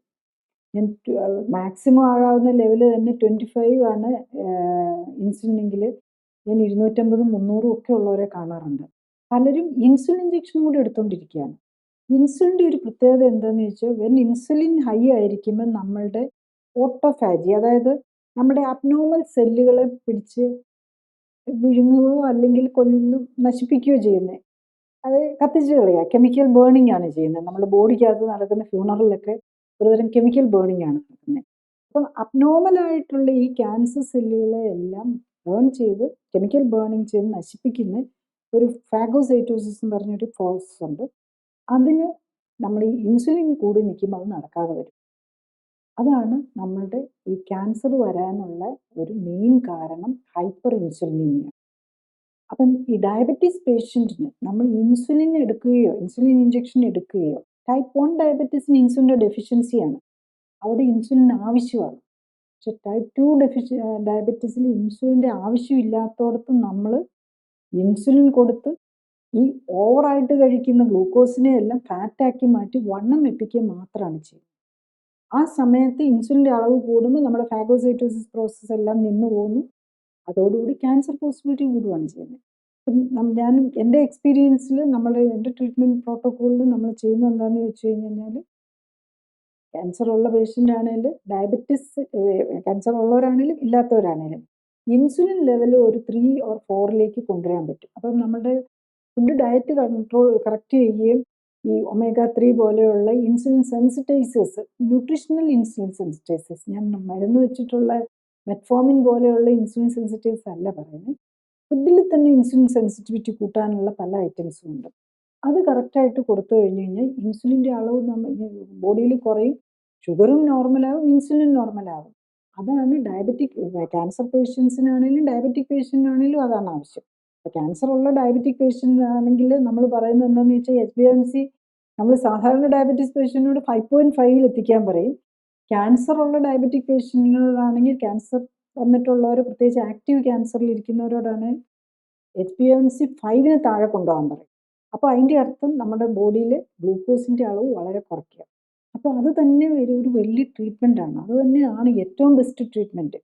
പിന്നെ അത് നമുക്ക് ചെയ്യാൻ പറ്റണമെന്ന് മാത്രം. അത് പേഷ്യൻ്റ് അത് അവയർനെസ് വന്നു കഴിഞ്ഞ് കഴിഞ്ഞാൽ അത് ചെയ്യാൻ പറ്റുന്നേ ഉള്ളൂ. ഈവൻ ഞാൻ കാണാറുള്ള 4th സ്റ്റേജ് ക്യാൻസറിലുള്ള പേഷ്യൻസ് പോലും ഒത്തിരി സിംറ്റമാറ്റിക്കലി കൂടി പോകാത്തവർക്ക് നമുക്കത് വെച്ചിട്ട് കൺട്രോൾ ചെയ്ത് മാറ്റാൻ പറ്റുമെന്നല്ല പറഞ്ഞ്, അവർ പ്രോഗ്രസ് ചെയ്യാതെ അതിനെ അവിടെ നിർത്താനും അതൊന്ന് കുറച്ചുകൊണ്ട് വരാനും പറ്റുമെന്നുള്ളതാണ്. ഇപ്പം ഡിസംബർ മാസമാണല്ലോ, പിന്നീട് ക്രിസ്മസും ന്യൂ ഇയറും ഒക്കെയാണ്. അപ്പം പൊതുവെ ഇപ്പം നമുക്ക് കുറച്ച് മാജിക് മെഡിക്കേഷൻസ് പോലെ ഈ വെയിറ്റ് കുറയ്ക്കാനുള്ള മെഡിക്കേഷൻസ് ഒക്കെ പുതിയത് വന്നിട്ടുണ്ടെന്ന് കേൾക്കുന്നുണ്ട്. ഓസെംപിക്, വെഗോവി എന്നൊക്കെ പറഞ്ഞു. അപ്പോൾ ഇപ്പോൾ എല്ലാവരുടെയും ഒരു പ്രതീക്ഷ എന്താണെന്ന് വെച്ചാൽ, അങ്ങനെ ഗുളിക കഴിച്ചോ ഒരു ഇഞ്ചക്ഷൻ എടുത്തോ വെയിറ്റ് കുറയ്ക്കാമെങ്കിൽ അതൊരു വലിയൊരു കാര്യമാണല്ലോ. അപ്പോൾ നമ്മൾ ഫുഡിൻ്റെ കാര്യത്തിലൊന്നും അധികം ശ്രദ്ധിച്ചില്ലെങ്കിലും ഈ മരുന്നുകൾ കറക്റ്റായിട്ട് എടുത്താൽ നമ്മൾക്ക് ഈ പറയുന്ന ജീവിതശൈലി അധികം ശ്രദ്ധിക്കേണ്ട എന്നുള്ളതാണ്. അപ്പം അങ്ങനെ ചിന്തിക്കുന്നവർ ഉണ്ടെങ്കിൽ അവർക്ക് എക്സസൈസും വേണ്ട, ഈ ഭക്ഷണവും നോക്കണ്ട, ഇത് മാത്രം മതി എന്ന് നോക്കാൻ ഉദ്ദേശിക്കുന്നവരുണ്ടെങ്കിൽ അവർക്ക് എന്ത് അഡ്വൈസാണ് ഡോക്ടറിന് കൊടുക്കാനുള്ളത്? ബേസിക്കലി ഈ മരുന്നുകളൊക്കെ ജീവിതശൈലി ക്രമീകരണത്തിന് ഒപ്പം ചെയ്യാനുള്ളതാണ്. ഏതെങ്കിലും ഡോക്ടർ നിങ്ങളോട് പറയുകയാണെങ്കിൽ നിങ്ങൾ ഇതന്നെ എടുത്തു എന്നിട്ട് ഇഷ്ടം പോലെ കഴിച്ചു, ഒരു എക്സസൈസും ചെയ്യണ്ടെന്ന് പറഞ്ഞാൽ ഇത് തെറ്റാണ്. നിങ്ങൾ തന്നെ കമ്പനി ഇതിൽ തന്നെ ചെക്ക് ചെയ്തോളുക. അതിലെല്ലാം പറയുന്നത് ജീവിതശൈലി ക്രമീകരിക്കുക, അതിനൊപ്പം കണ്ടന്റ് കൊടുക്കുക എന്നുള്ളതാണ്. പിന്നെ ഈ മരുന്ന് എന്താണ് ചെയ്യുന്നത്? അതിനകത്ത് 2 തരം മരുന്നാണെന്നുള്ളത്. ആദ്യം വന്നത് GLP-1 അഗനിസ്റ്റ് എന്ന് പറയുന്നതാണ്. ആ GLP-1 അഗനിസ്റ്റ് എന്ന് പറഞ്ഞാൽ അത് ആക്ട് ചെയ്യുന്നത് എങ്ങനെയാണെന്ന് ചോദിച്ചാൽ, നമ്മുടെ ഇൻസുലിൻ ഹോർമോൺ ഉണ്ടല്ലോ, അത് നമ്മളുടെ ഷുഗറിനെ കുറയ്ക്കുന്ന. അതുപോലെ ഒരു ഗ്ലൂക്കഗോൺ എന്ന് പറഞ്ഞൊരു ഹോർമോൺ ഉണ്ട്. അത് നമ്മളുടെ ഈ ഷുഗർ കുറഞ്ഞിരിക്കുമ്പം അത്യാവശ്യം നമ്മുടെ ബോഡിയിൽ മെയിൻറ്റെയിൻ ചെയ്യാൻ, അപ്പോൾ അത് ഗ്ലൂക്കോസിൻ്റെ അളവ് നല്ല കറക്റ്റായിട്ട് പോകണം. അത് 70 to 140 മെയിൻറ്റെയിൻ ചെയ്യുക എന്നുള്ളതാണ് നമ്മുടെ ബോഡി ആഗ്രഹിക്കുന്ന കാര്യം, നമ്മുടെ ബോഡിക്ക് ഏറ്റവും ബെസ്റ്റ് ആയിട്ടുള്ള കാര്യം. പക്ഷെ ഇത് അതിന് കുറയ്ക്കാനായിട്ട് നമ്മൾ ഭക്ഷണം കഴിച്ചു കഴിയുമ്പം നമ്മൾ നല്ല ഇതൊക്കെ കാർബോഹൈഡ്രേറ്റ് ഉള്ളത് കഴിച്ചു കഴിയുമ്പോൾ ഗ്ലൂക്കോസ് കൂടാതിരിക്കാൻ ഇൻസുലിൻ വരും. അത് നമ്മൾ ഫാസ്റ്റിംഗ് ആയിട്ടിരിക്കുമ്പം നമ്മളുടെ ഗ്ലൂക്കോസ് കൂട്ടാനായിട്ട് ഗ്ലൂക്കഗോൺ വരും. ഈ ഗ്ലൂക്കഗോൺ എന്ന് പറയുന്ന ഹോർമോണിനെ ബ്ലോക്ക് ചെയ്യുന്നതാണ് ഈ ആദ്യം നമ്മൾ വിഭാഗത്തിൽപ്പെട്ട് GLP-1 അഗനിസ്റ്റ് വീക്ക്ലി വൺസ് എടുക്കുന്ന ഇഞ്ചക്ഷൻ. ഇപ്പം നമ്മൾ ഇന്ത്യയിൽ പുതിയതായിട്ട് ഇൻട്രൊഡ്യൂസ് ചെയ്തിരിക്കുന്ന ഒരു മരുന്നുണ്ട്. അത് GLP-1 അഗനിസ്റ്റ് പ്ലസ് GIP എന്നുള്ള ഒരു വേറൊരു ടൈപ്പ് ഓഫ് 2 റിസപ്റ്റേഴ്സിലും ആക്ട് ചെയ്യും. GLP-1 അഗനിസ്റ്റ് എന്ന് പറയുന്നത് അതൊരു റിസപ്റ്ററിനെ ആക്ട് ചെയ്യും, വേറൊരു GIP എന്നുള്ളത്. ആ GIP വിഭാഗത്തിൽപ്പെട്ട നമ്മൾ ചെറിയ ഓറൽ ടാബ്ലറ്റ്സ് ഒക്കെ ഉണ്ട്, പക്ഷെ അതത്ര ഡയബറ്റീസിന് അത്ര ഇഫക്റ്റീവ് അല്ല. അതെന്താ ചെയ്യുന്നതെന്ന് ചോദിച്ചു കഴിഞ്ഞാൽ ഗ്ലൂക്കോസ് ഇൻസുലിൻ്റെ അളവ് കൂട്ടി ഗ്ലൂക്കോസ് ആക്കിനെ കൊണ്ടുപോയി ഫാറ്റ് ആക്കുകയുള്ളൂ. അപ്പം അതിന് ശരിക്കും പറഞ്ഞു കഴിഞ്ഞാൽ വലിയ ഇഫക്റ്റ് ഇല്ല. പക്ഷേ സ്റ്റഡീസ്, അതായത് നമ്മൾ കമ്പനീസ് നടത്തിയിരിക്കുന്ന സ്റ്റഡീസ് പറയുന്നത് കുറച്ചും കൂടെ, അതായത് ആദ്യത്തെ GLP-1 അഗനിസ്റ്റ് മാത്രമല്ലാത്ത ഇത് രണ്ടും കൂടെ കൂടിയ ഈ ലേറ്റസ്റ്റ് സാധനത്തിന് കുറച്ചും കൂടി ഇഫക്റ്റ് കൂടുതലുണ്ടെന്നാണ്. പക്ഷേ രണ്ടും ഇഫക്റ്റ് വന്നു കഴിഞ്ഞ് കഴിഞ്ഞാലും ഒരു 72 വീക്സ്, അതായത് 1.5 വർഷത്തോളം എടുത്തു കഴിയുമ്പോഴും 20% വെയിറ്റ് റിഡക്ഷനാണ് മാക്സിമം പറയുന്നത്. പഴയ മെഡിസിനിൽ ചിലതൊക്കെ തന്നെ 15% വെയിറ്റ് റിഡക്ഷൻ പറയുന്നുണ്ട്. ഇതെല്ലാം നമ്മൾ നിർത്തി കഴിഞ്ഞ് കഴിഞ്ഞാൽ വീണ്ടും കൂടുകയും ചെയ്യും. അപ്പോൾ വളരെ ഒരു മാസം 15,000 to 25,000 റുപ്പീസ് ലേറ്റസ്റ്റ് ആയിട്ട് വന്നിരിക്കുന്ന ആ മരുന്നിന് വില വരുന്നുണ്ട്. പിന്നെ മാത്രമല്ല ഇതിൻ്റെ സൈഡ് ഇഫക്റ്റും കൂടെ എല്ലാവരും മനസ്സിലാക്കണം. അത് കഴിഞ്ഞിട്ട് നമ്മൾ എക്സസ് ഫുഡും കൂടെ കഴിക്കുകയാണെങ്കിൽ നമ്മളുടെ പാൻക്രിയാസിൽ ഒരു പാൻക്രിയാറ്റൈറ്റിസ് എന്ന് പറഞ്ഞൊരു കണ്ടീഷൻ വരാൻ, അതായത് പലരും ഈ ഡയബറ്റീസുകാരാണ് ഇതൊക്കെ എടുക്കുന്നത്. പാൻക്രിയാസ് ഓൾറെഡി ക്രോണിക് പാൻക്രിയാറ്റൈറ്റിസിലായിരിക്കും. അവരുടെ അമൈലേസും ലൈപ്പേസും ഒക്കെ നോക്കി അറിയാം. ഞാൻ കാണുന്ന ഇവൻ ഡയബറ്റിക് അല്ലാത്ത പല പേഷ്യൻസ് പോലും നമ്മൾ കാണുന്നുണ്ട് അമൈലേസും ലൈപ്പേസും ഒക്കെ കൂടി കുറച്ചൊരു ക്രോണിക് പാൻക്രിയാറ്റൈറ്റിസിലിരിക്കുന്ന പേഷ്യൻ്റ്. അവർ ഈ ഇഞ്ചക്ഷൻ എടുക്കുകയും അതിനൊപ്പം ഫുഡ് കൺട്രോൾ ചെയ്യാതെ നമ്മൾ ന്യൂ ഇയറും ക്രിസ്മസും ഒക്കെ ആഘോഷിച്ച് കുറച്ച് ആൽക്കഹോളും ഒക്കെ കൂടെ വന്നു കഴിഞ്ഞ് കഴിഞ്ഞാൽ ചിലപ്പോൾ ഒരു അക്യൂട്ട് പാൻക്രിയാറ്റൈറ്റിസിലേക്ക് പോകാം. അതിന് മരുന്നില്ലാത്ത ഒരു കണ്ടീഷനാണ് നമ്മളുടെ ഈ പാൻക്രിയാസിൽ നിന്ന് ഉള്ള ഡൈജസ്റ്റീവ് എൻസൈംസ് പുറത്തുപോയി നമ്മുടെ ആ ഭാഗം തന്നെ അങ്ങ് ദഹിപ്പിച്ച് കളയുന്ന ഒരു വലിയൊരു ബുദ്ധിമുട്ടുണ്ടാക്കുന്ന ഇതാണ്. ഒരു സപ്പോർട്ടീവ് ട്രീറ്റ്മെൻറ്റ് മാത്രമേ ഇതിനുള്ളൂ, അല്ലാതെ ഒരു സ്പെസിഫിക് ട്രീറ്റ്മെൻറ്റ് ഇല്ല. പിന്നെ ഇതിൻ്റെ ലോങ് ടേം ട്രീറ്റ്മെൻറ്റിൽ വരാവുന്ന ഒരു കോംപ്ലിക്കേഷനായിട്ട് വരുന്നത് തൈറോയിഡിന് വരുന്ന ക്യാൻസറാണ്. അപ്പം ലോങ് ടേം ഈ 72 ആഴ്ചയൊക്കെ എടുത്താലും നിർത്തിക്കഴിഞ്ഞ് കഴിഞ്ഞാൽ ഇതൊക്കെ തിരിച്ചു വരും. ഈ മരുന്ന് എന്താ ശരിക്കും ചെയ്യുന്നത്? ബേസിക്കലി നമ്മുടെ അപ്പറ്റൈറ്റ് കുറയ്ക്കുന്നത് കൊണ്ടാണ്. അപ്പം നമുക്ക് ഭയങ്കര ഫുഡ് ക്രേവിങ് ഉള്ളവർക്ക് ഒരു രീതിയിലും ഫുഡ് കൺട്രോൾ ചെയ്യാൻ പറ്റുന്നില്ലെങ്കിൽ പ്രോപ്പർ ലൈഫ് സ്റ്റൈൽ കറക്ഷൻ്റെ ഒപ്പം വേണമെങ്കിൽ ഈ ഫുഡിനോടുള്ള ആർത്തി കുറയ്ക്കാൻ വേണ്ടിയിട്ട്, അല്ലെ വിശപ്പൊന്ന് കൺട്രോൾ ചെയ്യാൻ വേണ്ടിയിട്ട് ഇത് ഉപയോഗിക്കാം. വെരി കൺട്രോൾഡ് ആയിട്ട്. അത് വളരെ ഇഫക്റ്റൊക്കെ ഡെഫിനറ്റ്ലി കിട്ടും. വിശപ്പ് ചിലർക്കൊക്കെ പറയാറുണ്ട്, ഓ എനിക്കിപ്പോൾ ഫുഡ് കാണുമ്പം ദേഷ്യം വരും അല്ലെങ്കിൽ ഛർദ്ദിക്കാൻ വരുമെന്ന് ഈ മരുന്നെടുക്കുന്നവരെ. ആ കണ്ടീഷൻ നല്ലതാണ്, പക്ഷേ അത് നമുക്ക് നെഗറ്റീവ് ഇഫക്റ്റ് വരുത്താം. പലതരം കോംപ്ലിക്കേഷൻ, ഇങ്ങനെ ഫുഡ് കഴിക്കാതെയും വെള്ളം കുടിക്കാതെയും ഇരുന്ന് വിശപ്പും ദാഹവും കുറച്ച് കളയരുത്. അപ്പം അതില്ലാതെ വന്നു കഴിഞ്ഞാൽ അതിൻ്റെ സൈഡ് ഇഫക്റ്റ് കാരണം കൊളാപ്സ് ചെയ്യുന്ന പേഷ്യൻസും ഉണ്ടായിട്ടുണ്ട്. അപ്പം അത് വളരെ വെരി കെയർഫുള്ളായിട്ട് ലൈഫ് സ്റ്റൈൽ കറക്റ്റായിട്ട് മോണിറ്റർ ചെയ്യാനായിട്ട് സപ്പോർട്ടായിട്ട് തന്നെ ഉപയോഗിക്കാം, അല്ലാതെ അതിന് പകരമായിട്ട് ഉപയോഗിക്കാനുള്ളതല്ല. ഇപ്പോൾ ഈ ജീവിതശൈലിയെ പറ്റി നമ്മൾ പറയുമ്പോൾ വളരെ ശ്രദ്ധിച്ച് റെഗുലറായിട്ട് ജിമ്മിൽ പോകുന്നവർ, വളരെ ഫിറ്റ്നസ്സിന് ഇമ്പോർട്ടൻസ് കൊടുക്കുന്നവർ, ദാറ്റ് ഈസ് ഒരു 30 വയസ്സ് 40 വയസ്സുള്ളവരൊക്കെ സഡനായിട്ട് ഈ കാർഡിയാക് അറസ്റ്റ് വെച്ച് അവർ പോകുന്നതായിട്ട് കാണും. അതേസമയം അവരുടെ ടെസ്റ്റുകളെല്ലാം നോർമലായിട്ടാണ് ജനറലി അവർ മനസ്സിലാക്കുന്നത്. അത് ഈ എന്തുകൊണ്ടാണ്? ടെസ്റ്റുകൾ നോർമലായിട്ട് അവർ ചെയ്യുന്ന ടെസ്റ്റിൽ നോർമലായെന്ന് പറയാൻ പറ്റുള്ളൂ. അതിനപ്പുറത്തേക്കുള്ളതിനെ കുറിച്ചൊന്നും ആർക്കും അറിയില്ലല്ലോ ബേസിക്കലി. ഇപ്പം നമ്മൾ സാധാരണ പോയി നോക്കുന്നത് എന്താ? കൊളസ്ട്രോൾ നോക്കും. ബിപിക്ക് മരുന്ന് എടുത്തുകൊണ്ട് ബിപി നോർമലാന്ന് പറയുന്നതിൽ ഒരർത്ഥമില്ല. അതുപോലെ കൊളസ്ട്രോളിന് മരുന്ന് എടുത്തുകൊണ്ട് കൊളസ്ട്രോൾ നോർമലാണ്, എനിക്കൊരു കുഴപ്പമില്ലായിരുന്നു പറയുന്നതിൽ അർത്ഥമില്ല. ആക്ച്വലി കൊളസ്ട്രോളിനേക്കാളും മോർ ഇമ്പോർട്ടൻറ്റ് ട്രൈഗ്ലിസറൈഡ് ആണ്. ഈ നമ്മൾ രക്തക്കുഴലിലൊക്കെ ബ്ലോക്ക് വരുത്തുന്നത് ട്രൈഗ്ലിസറൈഡ് ആണ്. അതുപോലെ ഇൻസുലിൻ ലെവലാണ്.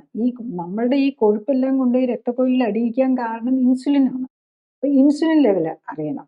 ഇതൊന്നും ആരും ചെക്ക് ചെയ്യുന്നില്ല. ഇൻസുലിൻ ലെവൽ ചെക്ക് ചെയ്യുന്നില്ല. ട്രൈഗ്ലിസറൈഡ് നോക്കുന്നുണ്ടാകും, പക്ഷേ ട്രൈഗ്ലിസറൈഡിന് മരുന്നില്ലാത്തതുകൊണ്ട് ആരും അതിനെ മൈൻഡ് ചെയ്യില്ല. കൊളസ്ട്രോൾ കൂടുതലാണെങ്കിൽ നമുക്ക് സ്റ്റാറ്റിൻ കൊടുത്തു കഴിഞ്ഞാൽ കൊളസ്ട്രോൾ കുറയും. പക്ഷേ അതുകൊണ്ട് ട്രൈഗ്ലിസറൈഡ് കുറയുന്നില്ല. അപ്പോൾ ഈ ട്രൈഗ്ലിസറൈഡ് കൂടി നിൽക്കുന്ന പേഷ്യൻറ്റും അവർ കരുതുന്നത് അവർ ഓക്കെ ആണെന്നാണ്. പിന്നെ ഇപ്പോഴത്തെ കണ്ടീഷനിൽ എന്താണെന്ന് ചോദിച്ചു കഴിഞ്ഞാൽ 10ഉം 20ഉം കിലോ ഒക്കെ ഓവർ വെയിറ്റ് ഉള്ളവരാണ് ഇവിടുത്തെ നോർമലായിട്ട് നമ്മൾ കണക്കാക്കുന്നത്. അപ്പോൾ അവർ ഓൾറെഡി ഒത്തിരി ഓവർ വെയിറ്റാണ്. സയൻറ്റിഫിക്കലി ബോഡി കമ്പോസിഷൻ വെച്ച് നോക്കുമ്പോൾ അവർക്ക് ബോഡിയിൽ ഒത്തിരി ഫാറ്റ് കൂടുതലാണ്. ഈ രക്തക്കുഴലിലും അടിഞ്ഞിട്ടുണ്ടാകും. അത് പെട്ടെന്ന് അതും ഫുള്ളി ബ്ലോക്ക് ആകുന്നതിനൊക്കെയാണ് നമ്മൾ ഈ ആൻജിയോഗ്രാം ചെയ്തിട്ട് സ്റ്റെൻറ്റ് ഇടണമെന്നൊക്കെ പറയുന്നത്. 80% 90% ബ്ലോക്ക് വരുമ്പോഴാണ്. ഈ 40% 30% അല്ലെ 50 or 60% ബ്ലോക്ക് ഉള്ളതാണ് ഈ ചില സ്പെഷ്യൽ സമയത്ത് അതവിടുന്ന് ലീക്ക് ചെയ്യാൻ തുടങ്ങും. ഈ ഫാറ്റ് അതിനകത്ത് അഴിഞ്ഞിരിക്കുന്ന ചെറിയ പിമ്പിൾ പോലെ നമുക്ക് രക്തക്കുഴലിനുള്ളിൽ ചെറിയ ചെറിയ പിമ്പിൾ വന്നിരിക്കുന്നതായിട്ട് നമുക്ക് അതിനെ കണക്കാക്കാം. അപ്പോൾ അതിങ്ങനെ പിമ്പിൾ പൊട്ടുമ്പോൾ വരുന്നത് പോലെ ഈ ഒരു ഫാറ്റ് ഊസ് ഔട്ട് ചെയ്യുമ്പം അവിടെ പോയി ബ്ലഡ് ക്ലോട്ട് ചെയ്യും. അപ്പോഴാണ് നമ്മൾ ഹാർട്ട് അറ്റാക്ക് വരുന്നത്. അതൊരു ചെറിയ രക്തക്കുഴലിലാണെങ്കിൽ നമ്മൾ രക്ഷപ്പെടും. പക്ഷെ വലിയ രക്തക്കുഴലിലാണെങ്കിൽ, അതായത് റൈറ്റും ലെഫ്റ്റും 2 മെയിൻ ബ്രാഞ്ചസ് ഉണ്ട്, അതിൽ വല്ലതും ആണ് ഇങ്ങനത്തെ ഈ പ്ലാക്ക് ലീക്ക് ചെയ്തിട്ട് അതേ പോയി കട്ട വരുന്നെങ്കിൽ നമ്മൾ ഒരു മാസീവ് അറ്റാക്ക് ആയിരിക്കും. നമ്മൾ ഹോസ്പിറ്റലിൽ തന്നെ എത്തിയില്ല എന്നിരിക്കും. ചെറിയ അറ്റാക്കുകൾ നമുക്ക് ഹോസ്പിറ്റലിലെത്താം, രക്ഷപ്പെട്ടു പോയെന്നിരിക്കും. ഹോസ്പിറ്റലിൽ എത്തിയെന്ന് മാത്രമല്ല, അത് നമ്മുടെ ആ ബോഡിയുടെ ഒരു ഇതും പിന്നെ നമ്മൾ ഇച്ചിരി കെയറൊക്കെ എടുക്കുമല്ലോ, അത് വെച്ചിട്ടാണ് നമ്മളത് രക്ഷപ്പെടുന്നത്. അപ്പം ഈ കാര്യം എല്ലാവരും മനസ്സിലാക്കണം. നമ്മൾ പലതും നമ്മളെല്ലാം ഓക്കെ ആണെന്ന് പറയുന്നത് നമ്മൾ മോർ ഇൻഫ്ലമേറ്ററി മാർക്കേഴ്സ്, അതായത് രക്തക്കുഴലുകളിൽ എൻഡോത്തീലിയർ, അതായത് രക്തക്കുഴലുകളുടെ ഉള്ളിലെ മാർക്കേഴ്സ് ഉണ്ട്. HSCRP, അതുപോലെ ഹോമോസിസ്റ്റിൻ, ഇതൊക്കെ, അതുപോലെ മറ്റ് ജസ്റ്റ് ലൈഫ് പ്രൊഫൈൽ കൊളസ്ട്രോളും ട്രൈഗ്ലിസറിഡും അല്ലാതെ കുറച്ചും കൂടി ഇപ്പം അഡ്വാൻസ്ഡ് ആയിട്ടുണ്ട്, ലൈപ്പോ പ്രോട്ടീൻ എന്നൊക്കെ പറഞ്ഞതുണ്ട്. ഇതിൻ്റെ കാര്യങ്ങളും കൂടെ നമ്മൾ മനസ്സിലാക്കി കറക്റ്റ് ചെയ്യണം. അല്ലാതെ നമ്മളൊരു സൂപ്പർഫിഷ്യലായിട്ട് ഒരു പ്രിലിമിനറി ബ്ലഡ് ടെസ്റ്റിലെല്ലാം ഓക്കെ എന്ന് പറഞ്ഞുകൊണ്ട് ഒരു അർത്ഥമില്ല എന്നുള്ളതാണ്. അപ്പോൾ ശരിക്കും പറഞ്ഞു കഴിഞ്ഞാൽ ഈ ജിമ്മും എക്സസൈസും ഇങ്ങനെ പ്രോട്ടീൻ പൗഡേഴ്സ് അങ്ങനത്തെ കാര്യങ്ങളെല്ലാം നമ്മൾ കഴിച്ചുകൊണ്ട് മാത്രം നമുക്ക് ആരോഗ്യം കിട്ടണമെന്നില്ല. അതോടൊപ്പം തന്നെ ഒഴിവാക്കേണ്ട കാര്യങ്ങൾ ഒഴിവാക്കുകയും ചെയ്യണം. കൂടാതെ ഈ പറഞ്ഞ പോലെ നമ്മൾ ടെസ്റ്റ് ചെയ്യുമ്പോൾ ആ ടെസ്റ്റുകൾ നമുക്ക് കറക്റ്റായിട്ട് ഈ പറഞ്ഞ പോലെ കാർഡിയാക് ഹാർട്ട് ഹെൽത്തും അങ്ങനത്തെ കാര്യങ്ങളൊക്കെ മനസ്സിലാക്കാൻ പറ്റുന്നതായിരിക്കണം. സാധാരണ ഗതിയിൽ ചെയ്യുന്ന ടെസ്റ്റുകൾ പലപ്പോഴും പോരാതെ വരും, അല്ലേ? അതാണ് നമുക്ക് മനസ്സിലാക്കാനുള്ളത്. ഈ അടുത്ത ഇത് ഇതിപ്പം ഡോക്ടറിൻ്റെ വ്യൂ ആണ് റിഗാർഡിങ്. ഇപ്പം സാധാരണ ഒരു പേഷ്യൻ്റ് ഡോക്ടറിൻ്റെ അടുത്ത് വരുമ്പോൾ ഡോക്ടർ ഇപ്പം പേഷ്യൻ്റ് പല ചോദ്യങ്ങളും ഉണ്ടാവും പേഷ്യൻറ്റിന് ചോദിക്കാൻ. ഡോക്ടർ ആഗ്രഹിക്കുന്നത് ഒരു എക്സാമ്പിളായിട്ട് ഏത് ചോദ്യമാണ് ഒരു പേഷ്യൻറ്റിൻ്റെ കയ്യിൽ? പേഷ്യൻ്റ് നമ്മൾ പേഷ്യൻറ്റിൻ്റെ ചോദ്യങ്ങൾ എന്നുള്ളതിനേക്കാളും കൂടുതൽ ഞാൻ എൻ്റെ അടുത്ത് വരുന്ന പേഷ്യൻ്റെ അടുത്തോട്ട് നമ്മൾ യൂഷ്വലി എൻ്റെ അടുത്ത് പേഷ്യൻ്റ് വരുമ്പോൾ അവർക്ക് ലൈഫ് സ്റ്റൈൽ കറക്റ്റ് ചെയ്താൽ എങ്ങനെ പറ്റും എന്നുള്ളതാണ്. അല്ലാതെ ആ ലൈഫ് സ്റ്റൈൽ ഓറിയൻറ്റഡ് ആയിട്ടുള്ള പേഷ്യൻ്റാണ് വരുന്നത്. അപ്പോൾ അവരോട് നമ്മൾ പറയുന്നത് എന്താണെന്ന് ചോദിച്ചു കഴിഞ്ഞ് കഴിഞ്ഞാൽ അവർ ഒരു ബേസിക് ലൈഫ് സ്റ്റൈലിനെ കുറിച്ചുള്ള കാര്യങ്ങൾ അറിയണം. അപ്പം പലർക്കും അറിയില്ല. ഇപ്പം ഡയബറ്റീസ് പേഷ്യൻ്റ് അല്ലെ ക്യാൻസർ പേഷ്യൻ്റ്, അവരുടെ രോഗത്തിൻ്റെ കാരണം എന്താണെന്ന് എല്ലാവരും ചോദിക്കുന്ന ഒരു ചോദ്യമുണ്ട്. എനിക്ക് എന്തുകൊണ്ടാണ് ഈ രോഗം വന്നത്? എൻ്റെ അച്ഛനുണ്ടോ അല്ലെ ഫാമിലിയിലുള്ള അതുകൊണ്ടാണോ? അപ്പം എനിക്കിനി ഇതിൽ നിന്ന് മാറാൻ പറ്റില്ലേ? ആ ഒരു ചോദ്യം യൂഷ്വലി വരുന്നത്. പക്ഷെ എല്ലാവരും ചോദിക്കേണ്ട ഒരു കാര്യം, എനിക്ക് എന്ത് ലൈഫ് സ്റ്റൈൽ കറക്ഷൻ ചെയ്താൽ എൻ്റെ ഈ രോഗത്തിൽ നിന്ന് എനിക്ക് മാറാൻ പറ്റും? അത് ഓരോരുത്തരും ചോദിക്കാൻ തുടങ്ങി കഴിഞ്ഞ് കഴിഞ്ഞാൽ പിന്നെ വെരി സിമ്പിളായി. അവരതിന് വില്ലിങ്ങും കൂടെ ആയാൽ ഏത് കൊച്ചു കാര്യത്തിനാണേലും ഏത് വലിയ കാര്യത്തിനാണേലും ഒരു ലൈഫ് സ്റ്റൈൽ സൊല്യൂഷൻ ഉണ്ടാവും. അത് കണ്ടുപിടിക്കാനായിട്ട് എന്തുകൊണ്ടും നമ്മൾ ജസ്റ്റ് നോക്കി ആളെ കണ്ടതുകൊണ്ട് മാത്രം നമുക്ക് കണ്ടുപിടിക്കാൻ എല്ലാം പറ്റിയെന്നിരിക്കുകയില്ല.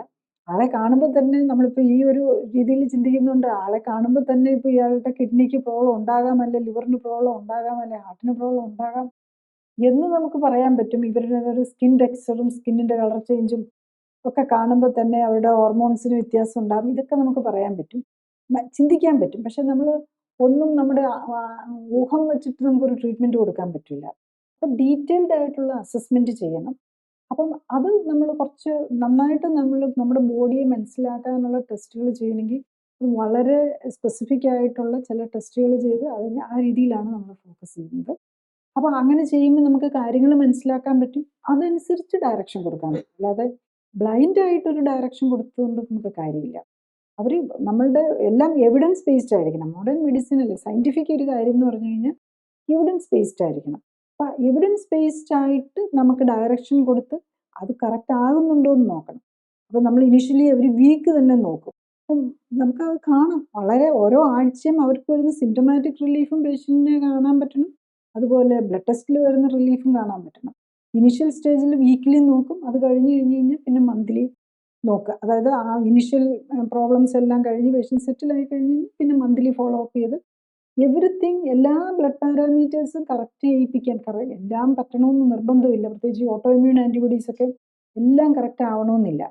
അപ്പം അതൊക്കെ കറക്റ്റ് ആയി കഴിഞ്ഞ് കഴിഞ്ഞാൽ പേഷ്യൻ്റ് നമ്മളൊരു ബോഡിയെ തന്നെയാണ് കറക്റ്റ് ചെയ്യാൻ നോക്കുന്നത്. അപ്പോൾ ബോഡിയുടെ സെൽഫ് ഹീലിംഗ് പവറിനെയാണ് നമ്മൾ ഈ ലൈഫ് സ്റ്റൈൽ കറക്ഷനിൽ കൂടെ ഉപയോഗിച്ച് നമ്മൾ രോഗമുക്തിക്ക് വേണ്ടിയിട്ട് ഉള്ള പേഷ്യൻറ്റിനെ ആണെങ്കിലും അതിന് വേണ്ടിയിട്ടുള്ള അവയർനെസ് കൊടുക്കുകയാണ് ചെയ്യുന്നത്. ഇപ്പം ഈ പറഞ്ഞ ചോദ്യം പോലെ തന്നെ ഫ്യൂച്ചറിൽ നമ്മൾ നടത്തുന്ന എല്ലാ ലൈവുകളിലും നമ്മളങ്ങനെ ഒരു ചോദ്യം ഉദ്ദേശിക്കുന്നുണ്ട്. എങ്ങനെയാണ് ആ ചോദ്യം ചോദിക്കുകയാണെങ്കിൽ പേഷ്യൻസിന് അവരുടെ ട്രീറ്റ്മെൻറ്റ് ബെറ്റർ ആക്കാൻ സാധിക്കുക. അപ്പം അങ്ങനെയുള്ള ഒരു ഓപ്ഷനായിട്ട് നമ്മൾ ഫ്യൂച്ചറിലും അത് ചെയ്യുന്നതാണ്. അടുത്തത് ഇപ്പം നമ്മുടെ കേരള ഫുഡിനെ പറ്റി നമ്മൾ ചിന്തിക്കുകയാണെങ്കിൽ എല്ലാവർക്കും കേരള ഫുഡിനെ പറ്റി ഒരു വലിയ ഒരു സാറ്റിസ്ഫാക്ഷനും ഹാപ്പിനെസ്സും ഒരു പ്രൈഡൊക്കെയാണ്. അപ്പം അങ്ങനെ കേരള ഫുഡിനെ പറ്റി വളരെ പ്രൈഡുള്ള നമ്മൾക്ക് അതേസമയം ആരോഗ്യപരമായിട്ട് എന്തെങ്കിലും പ്രത്യേകിച്ച് ഒരു ഫുഡ് ഹാബിറ്റ് ഡോക്ടറിന് സജസ്റ്റ് ചെയ്യാനുണ്ടോ? കേരള ഫുഡ്, നമ്മളിപ്പോൾ കാണുന്ന കേരള ഫുഡ് എന്ന് നമ്മൾ പറയുന്നത്, നമ്മൾ പഴയ കാലത്ത് നമ്മൾ ആഘോഷങ്ങൾക്ക് ഉപയോഗിച്ചിരുന്ന ഫുഡുകളാണ്. ഒരു സദ്യ, നമ്മൾ ഓണസദ്യ ഉണ്ണുന്നത് ആകെ ഓണത്തിന് ഒരു ദിവസം അല്ലെങ്കിൽ വല്ല മാരേജ് ഫംഗ്ഷന് മാത്രമായിരുന്നു പണ്ട് ഇങ്ങനത്തെ സദ്യകളൊക്കെ ചെയ്തിരുന്നത്. പക്ഷെ ഇപ്പോൾ അങ്ങനെയല്ല, എല്ലാ ദിവസവും സദ്യയാണ്. എല്ലാ ദിവസവും ഇപ്പം നമ്മുടെ കുടുംബങ്ങളിൽ എടുത്ത് നോക്കിയാൽ പ്രത്യേകിച്ചൊരു ഈവൻ അപ്പോൾ സാധാരണ കുടുംബങ്ങളിൽ പോലും ഫിഷും മീറ്റും എല്ലാ സാധനങ്ങളും ഉണ്ടാകുന്ന ഒരു നിലയിലേക്ക് വന്നിരിക്കുകയാണ്. കാരണം ഫുഡ് കമ്പാരിറ്റീവ്ലി ചീപ്പറാണ്. അതുപോലെ തന്നെ ബേക്കറി ഐറ്റംസിൻ്റെ ഓവർ ഇതായിട്ട് വരികയാണ്. ബേസിക് നമ്മളിപ്പം വൺസ് ഇൻ എ വൈൽ നമ്മൾ ഫുഡ് എൻജോയ് ചെയ്യുന്നതിന് നമുക്ക് കുഴപ്പമില്ല. അത് നമുക്ക് എല്ലാവർക്കും ഒരു ആവശ്യമാണ്. നമ്മൾ ഏറ്റവും കൂടുതൽ എൻജോയ് ചെയ്യുന്നത് നമ്മളെ എല്ലാ 5 സെൻസസും കൂടെ ഒന്നിച്ച് അതെല്ലാം കൂടെ ആക്ട് ചെയ്ത് ചെയ്യുന്നത് നമ്മളുടെ ഈ ഫുഡ് എൻജോയ് ചെയ്യുമ്പോഴാണ്. അതെല്ലാ ആഘോഷങ്ങളുടെയും ഭാഗമാകും. പക്ഷേ എല്ലാ ദിവസവും ആഘോഷമാകുക എന്ന് പറഞ്ഞു കഴിഞ്ഞ് കഴിഞ്ഞാൽ നമ്മളുടെ ആരോഗ്യമായിരിക്കും അവിടെ നിന്ന് പോകുന്നത്. ഇപ്പോൾ ക്രിസ്മസ് എന്ന് പറഞ്ഞു കഴിഞ്ഞ് കഴിഞ്ഞാൽ ക്ലബിലുണ്ടാവും, അസോസിയേഷനിലുണ്ടാവും ക്രിസ്മസ് പാർട്ടി, പിന്നെ വീട്ടിലതുണ്ടാവും, പിന്നെ ഫ്രണ്ട്സിൻ്റെ വീട്ടിലുണ്ടാവും. ഇങ്ങനെ ഇതെല്ലാം കൂടെ കഴിഞ്ഞിട്ട് 3-4 ക്രിസ്മസ് പാർട്ടിയും പിന്നെ ഒരു 3-4 ന്യൂ ഇയർ പാർട്ടിയും ഇതെല്ലാം കൂടെ നമ്മുടെ ശരീരത്തിന് താങ്ങാൻ പറ്റില്ല. ആ നിലയിലേക്ക് പോകാതിരിക്കുക. ആഴ്ചയിൽ ഒരു ദിവസമൊക്കെ നമുക്ക് നന്നായിട്ടൊന്ന് ഫുഡ് എൻജോയ് ചെയ്യാം. ബാക്കിയുള്ള ദിവസം നമ്മളുടെ പഴയ ട്രഡീഷണൽ ഫുഡ് സ്റ്റൈലിൽ കഞ്ഞിയും നോൺ വെജ് കഴിക്കുന്നവർക്കാണെങ്കിൽ മീനും ചോറോ മീനും കഞ്ഞിയോ അതൊക്കെയാണ് നമ്മൾ ആ രീതിയിലും കൂടി ചിന്തിക്കണം. പഴയ ട്രഡീഷണൽ ഫുഡ് നമ്മൾ കേരളത്തിൽ കഞ്ഞിയാണ് മെയിനായിട്ടുള്ളത്. ചോറ് പോലും ഇല്ല, കഞ്ഞിയാണ്. കഞ്ഞിക്ക് 1-2 കറികളും ഉണ്ടാവും, ഒരച്ചാറും പപ്പടവും എന്തെങ്കിലും ഒരു തോരനോ അങ്ങനത്തെ ഇതാണ് നമ്മുടെ ട്രഡീഷണൽ ഫുഡെന്ന് മനസ്സിലാക്കണം. അല്ലാതെ എല്ലാ ദിവസവും അപ്പവും ബീഫ് കറിയും മട്ടനും ഒക്കെ ആയിരുന്നില്ല. നമ്മൾ ആഴ്ചയിൽ ഒരു ദിവസമാണ് നോൺ വെജ് യൂഷ്വലി പഴയ കാലത്തൊക്കെ യൂസ് ചെയ്തിരുന്നത്. ഇന്ന് ഫ്രിഡ്ജൊന്നും ഇല്ലല്ലോ. നോൺ വെജ് കഴിക്കുന്നവർ തന്നെ ആഴ്ചയിൽ ഒരു ദിവസം, പിന്നെ കടൽ തീരത്തൊക്കെ ഉള്ളവർക്ക് ഡെയിലി ഫിഷ് കിട്ടുമായിരുന്നു. അവരപ്പോൾ ആ ഫിഷും കഞ്ഞിയായിരിക്കും കഴിക്കുന്നത്. അപ്പോൾ ആ രീതിയിലുള്ള ഫുഡാണെന്ന് പഴയ ഫുഡെന്ന് നമ്മൾ മനസ്സിലാക്കണം. അല്ലാതെ ആ പഴയ കാലത്ത് ആഘോഷത്തിന് ഉപയോഗിച്ചിരുന്ന ഫുഡ് എല്ലാ ദിവസവും കഴിക്കുക എന്ന് പറഞ്ഞു കഴിഞ്ഞാൽ ഡെഫിനറ്റ്ലി ആരോഗ്യം ആയിരിക്കും നമുക്ക് പോകുന്നത്. അപ്പം ശരിക്കും പറഞ്ഞാൽ ഈ ക്രിസ്മസിന് എല്ലാവർക്കും ഇങ്ങനെ കുറേ പ്രോഗ്രാംസും ന്യൂ ഇയറിന് പാർട്ടീസും ഒക്കെ വരുമ്പോൾ ഈ പറഞ്ഞ പ്രത്യേകിച്ച് ഇങ്ങനെ ഒരു ഫുഡ് റെസ്ട്രിക്ഷൻ ആവശ്യമുള്ള ഡയബറ്റീസുകാരോ പ്രഷറുകാരോ അങ്ങനെ ഉള്ള ഹൈ കൊളസ്ട്രോളുകാരൊക്കെ ആണെങ്കിൽ അവരെന്താ ചെയ്യുക? രോഗിക്ക് മാത്രമല്ല, രോഗമില്ലാത്തവർക്കും ഫുഡ് റെസ്ട്രിക്ഷൻ ആവശ്യമാണ്. കാരണം ഇന്നിപ്പോൾ കൊച്ചു പിള്ളേർ പോലും അല്ലേ, ഇവൻ വളരെ യങ് ഏജിൽ പോലും ഹാർട്ട് അറ്റാക്കും വന്ന് സഡൻ മരിക്കുന്നുണ്ട്. അതുപോലെ എന്തോരം കുട്ടികളാണ് ഈ ഓട്ടോ ഇമ്മ്യൂൺ ഡിസീസായിട്ട് തൈറോയിഡും ആർത്രൈറ്റിസും പോലെയുള്ള കൊച്ചു കുട്ടികൾ, സ്കിൻ ഡിസീസ്, സോറിയാസിസ് ഒക്കെ കൊച്ചു കുട്ടികൾക്ക് പോലുമാണ് ഇപ്പോൾ വരുന്നത്. അപ്പോൾ എല്ലാവരും ഫുഡിൻ്റെ കൺട്രോളിന് ആവശ്യമാണ്. പ്രത്യേകിച്ച് ഒരു കാര്യം നമ്മൾ മനസ്സിലാക്കണം, നമ്മൾ ഈ ആഘോഷങ്ങൾക്ക് എപ്പോഴും ഉപയോഗിക്കുന്ന ബേക്ക്ഡ് ഫുഡാണ്. അത് ഏറ്റവും നമ്മളെല്ലാം ബേക്കറി ഐറ്റംസ്, ഈ ബേക്ക്ഡ് ഫുഡുകളെല്ലാം തന്നെ കേക്കും ഒക്കെ ഉണ്ടാക്കുന്നത് മൈദ വെച്ചാണ്. ഈ മൈദ എങ്ങനെയാണ് ഉണ്ടാക്കുന്നതെന്ന് നമ്മൾ മനസ്സിലാക്കണം. പ്രത്യേകിച്ച് നമ്മുടെ ഏറ്റവും കേരള ഫുഡിൽ ഏറ്റവും ഇഷ്ടപ്പെട്ട പൊറോട്ട ഉണ്ടാക്കുന്നത് ഏറ്റവും ടേസ്റ്റിയാണ്, അതും മൈദയാണ്. മൈദയും യൂഷ്വലി ഈ ഹൈഡ്രജനേറ്റഡ് ഫാറ്റും മൈദയാണ് നമ്മുടെ എല്ലാ ബേക്ക്ഡ് ഐറ്റംസിൻ്റെയും ബേക്കറി ഐറ്റംസിൻ്റെയും ബേസ് ആയിട്ട് വരുന്നത്. പഫ്സ് മുതൽ ബിസ്ക്കറ്റ് എല്ലാം അതാണ് വരുന്നത്. പിന്നെ അതിനകത്ത് മധുരം ഉള്ളതിനാണ്, കേക്കിനാണ് ഷുഗർ വേണം. ഷുഗർ, മൈദ, ഹൈഡ്രജനേറ്റഡ് ഫാറ്റ്. പിന്നെ നമുക്ക് ശരിക്കും ഗീ ഒക്കെ ഉപയോഗിക്കാം, പക്ഷേ ഗീ പോലും ബേക്കിങ്ങിന് അത്ര നല്ലതല്ല, പിന്നെ അത് കോസ്റ്റ്ലിയാണ്. അപ്പോൾ അത് കാരണം ഗീ വെച്ചൊന്നും ആരും തന്നെ കേക്ക് ഉണ്ടാക്കുന്നില്ല. പിന്നെ ഗീയുടെ ഒരു ഫ്ലേവറിന് വേണ്ടിയിട്ട് ഗീയുടെ ഫ്ലേവറാണോ അതോ ഇച്ചിരി വല്ല ഗീ ആഡ് ചെയ്യുമോ എന്നുള്ളത് മാത്രമേ ചിന്തിക്കേണ്ടതുള്ളൂ. യൂഷ്വലി എല്ലാ കേക്കും ഹൈഡ്രജനേറ്റഡ് ഫാറ്റാണ്. ഈ 3 സാധനവും നമുക്ക് ആരോഗ്യത്തിന് വളരെയധികം ദോഷമാണ്. പിന്നെ ഈ മൈദയ്ക്കകത്താണെങ്കിൽ അതിന് ബ്ലീച്ചിങ് ഏജൻസ് ഉണ്ട്, ക്ലോറിൻ ഡയോക്സൈഡ്, പിന്നെ ഇതെല്ലാം അങ്ങനെ പല ബ്ലീച്ചിങ് ഏജൻറ്റ് വെച്ചാണ് അതിനെ വൈറ്റ് ആക്കി എടുക്കുന്നത്. മൈദയാണേലും നമ്മൾ ഈ സൂപ്പിനും തിക്കനറായിട്ട് ഉപയോഗിക്കുന്ന കോൺഫ്ലോർ ഒക്കെ ഉണ്ടല്ലോ, ഇതെല്ലാം ഇങ്ങനെ ബ്ലീച്ച് ചെയ്തെടുക്കുന്നതാണ്. അപ്പോൾ അതിനകത്തേക്ക് കെമിക്കലാണ് ആഡ് ചെയ്തതിനാണ് ഇതിനെ ഈ വെള്ള നിറമാക്കി എടുക്കുന്നത്. അപ്പോൾ അത് തന്നെ അതിനകത്ത് പിന്നെ ഒരു ഇതെല്ലാം കൂടെ കൂടി അലോക്സാൻ എന്ന് പറഞ്ഞൊരു കെമിക്കൽ അതിനകത്ത് വരുന്നുണ്ട്. ഈ അലോക്സാൻ എന്ന് പറഞ്ഞ് ഈ മൈദയിലുള്ള സാധനം, ഈ കെമിക്കലാണ് ഈ ലബോറട്ടറി ആനിമൽസിൽ ഡയബറ്റിസ് ഉണ്ടാക്കാൻ വേണ്ടി അതിൽ ഇഞ്ചെക്ട് ചെയ്യും. എന്നിട്ട് ഈ പരീക്ഷണങ്ങൾ നടത്താൻ വേണ്ടി ഡയബറ്റോജെനിക് ആണ് അലോക്സാൻ, അതും ഈ മൈദയിലുണ്ട്. അപ്പോൾ അതുകൂടാതെ benzoyl peroxide, so many 3-4 items ഇതിനകത്തേക്ക് ആഡ് ചെയ്യുന്നുണ്ട് ഇതിൻ്റെ കളർ ഉണ്ടാക്കാൻ. അങ്ങനെയുള്ള ഒരു സാധനം വെച്ചാണ് നമ്മളുടെ ഈ എല്ലാ ടേസ്റ്റി ബേക്ക്ഡ് ഐറ്റംസും ഉണ്ടാക്കുന്നതെന്നുള്ള കാര്യം എല്ലാവരും ഓർക്കുക. ഇത് നമുക്ക് ഗുണമല്ല ചെയ്യുന്നത്, ദോഷമാണ്. നമ്മുടെ രുചിയെ സന്തോഷിപ്പിക്കാനും നമ്മളുടെ ആ ടേസ്റ്റ് ബഡിനെ സന്തോഷിപ്പിക്കാൻ, നമുക്കറിയാലോ ഇറക്കി കഴിഞ്ഞു കഴിഞ്ഞാൽ അത് തീർന്നു. നമ്മൾ എന്ത് നല്ല സാധനം കഴിച്ചു കഴിഞ്ഞ് കഴിഞ്ഞാലും അതൊന്ന് ഒമിറ്റ് ചെയ്ത് കഴിഞ്ഞാൽ അതിൻ്റെ സ്മെല്ല് പോലും നമുക്ക് സഹിക്കാൻ പറ്റില്ല. അപ്പോൾ അതിനു മുമ്പ് അത് നല്ല ഭംഗിയിലൊക്കെ ഇരുന്നാണേലും വയറിനകത്ത് ചെന്ന് കഴിഞ്ഞ് കഴിഞ്ഞാൽ ഇതെല്ലാം ഒരുപോലെയാണ്, ജസ്റ്റ് മിക്സാണ്. നമ്മൾ അതൊക്കെ എൻജോയ് ചെയ്യാം, വളരെ ലിമിറ്റഡ് ആയിട്ട് ചെയ്ത് കഴിഞ്ഞാൽ നമുക്ക് ആരോഗ്യത്തിന് അസുഖങ്ങളൊന്നും ഇല്ലാത്തവർക്കും, ഈവൻ ഇപ്പം ഡയബറ്റീസ് ഉള്ളവരും, ഇപ്പം എൻ്റെ പേഷ്യൻസ് ഒക്കെ ആണെങ്കിൽ ബേസിക്കലി പറഞ്ഞു കഴിഞ്ഞ് കഴിഞ്ഞാൽ ഡയബറ്റീസിൽ നിന്ന് മാറുകയാണ് ചെയ്യുന്നത്. അവർ ആ വെയിറ്റും കുറച്ച് ഡയബറ്റീസ്, അവർക്ക് ഫുഡും കേക്കും ഒക്കെ എൻജോയ് ചെയ്യാം, ലിമിറ്റഡ് ക്വാണ്ടിറ്റി മധുരമായിട്ട് കാപ്പി കുടിക്കും ഒക്കെ ചെയ്യാം, മധുരമൊക്കെ ഉപയോഗിക്കാം ഡയബറ്റീസ് മാറിക്കഴിഞ്ഞ്. ഓൾറെഡി ഇൻസുലിൻ ഉണ്ടായതും ഒക്കെ എടുത്തുകൊണ്ടിരിക്കുന്നവർ പിന്നെ ഇതെല്ലാം കൂടെ കഴിച്ചു കഴിഞ്ഞ് കഴിഞ്ഞാൽ ഡെഫിനറ്റ്ലി നമ്മുടെ ആഘോഷം എല്ലാം കഴിഞ്ഞ് കഴിയുമ്പം പലപ്പോഴും പലരും ഹോസ്പിറ്റലൈസേഷനിലായിരിക്കും. അറ്റാക്ക് വരാം, ഇത് നമുക്ക് കാണാം പലപ്പോഴും ഏർലി മോർണിംഗ് അറ്റാക്ക് ഒക്കെ വരുന്നതിൻ്റെ തലേ ദിവസത്തെ ഫുഡാണ്. അതൊന്നും ആരും പറയുന്നില്ല. ആൽക്കഹോൾ ഉപയോഗിച്ചിട്ടുണ്ടാവും, ഫുഡ് ഉപയോഗിച്ചിട്ടുണ്ടാവും, അത് കഴിഞ്ഞിട്ട് പിറ്റേ ദിവസം രാവിലെ ആകുമ്പോഴേക്കും അറ്റാക്ക് വരുന്നു. അപ്പോൾ അതും കഴിഞ്ഞിട്ട് കിടക്കുമ്പം നമ്മൾ അസുഖങ്ങളും അറ്റാക്കുകളും സ്ട്രോക്കും ഒക്കെ വരാനുള്ള ചാൻസ് കൂടുതലാണെന്നും കൂടെ ഓർമ്മിക്കും.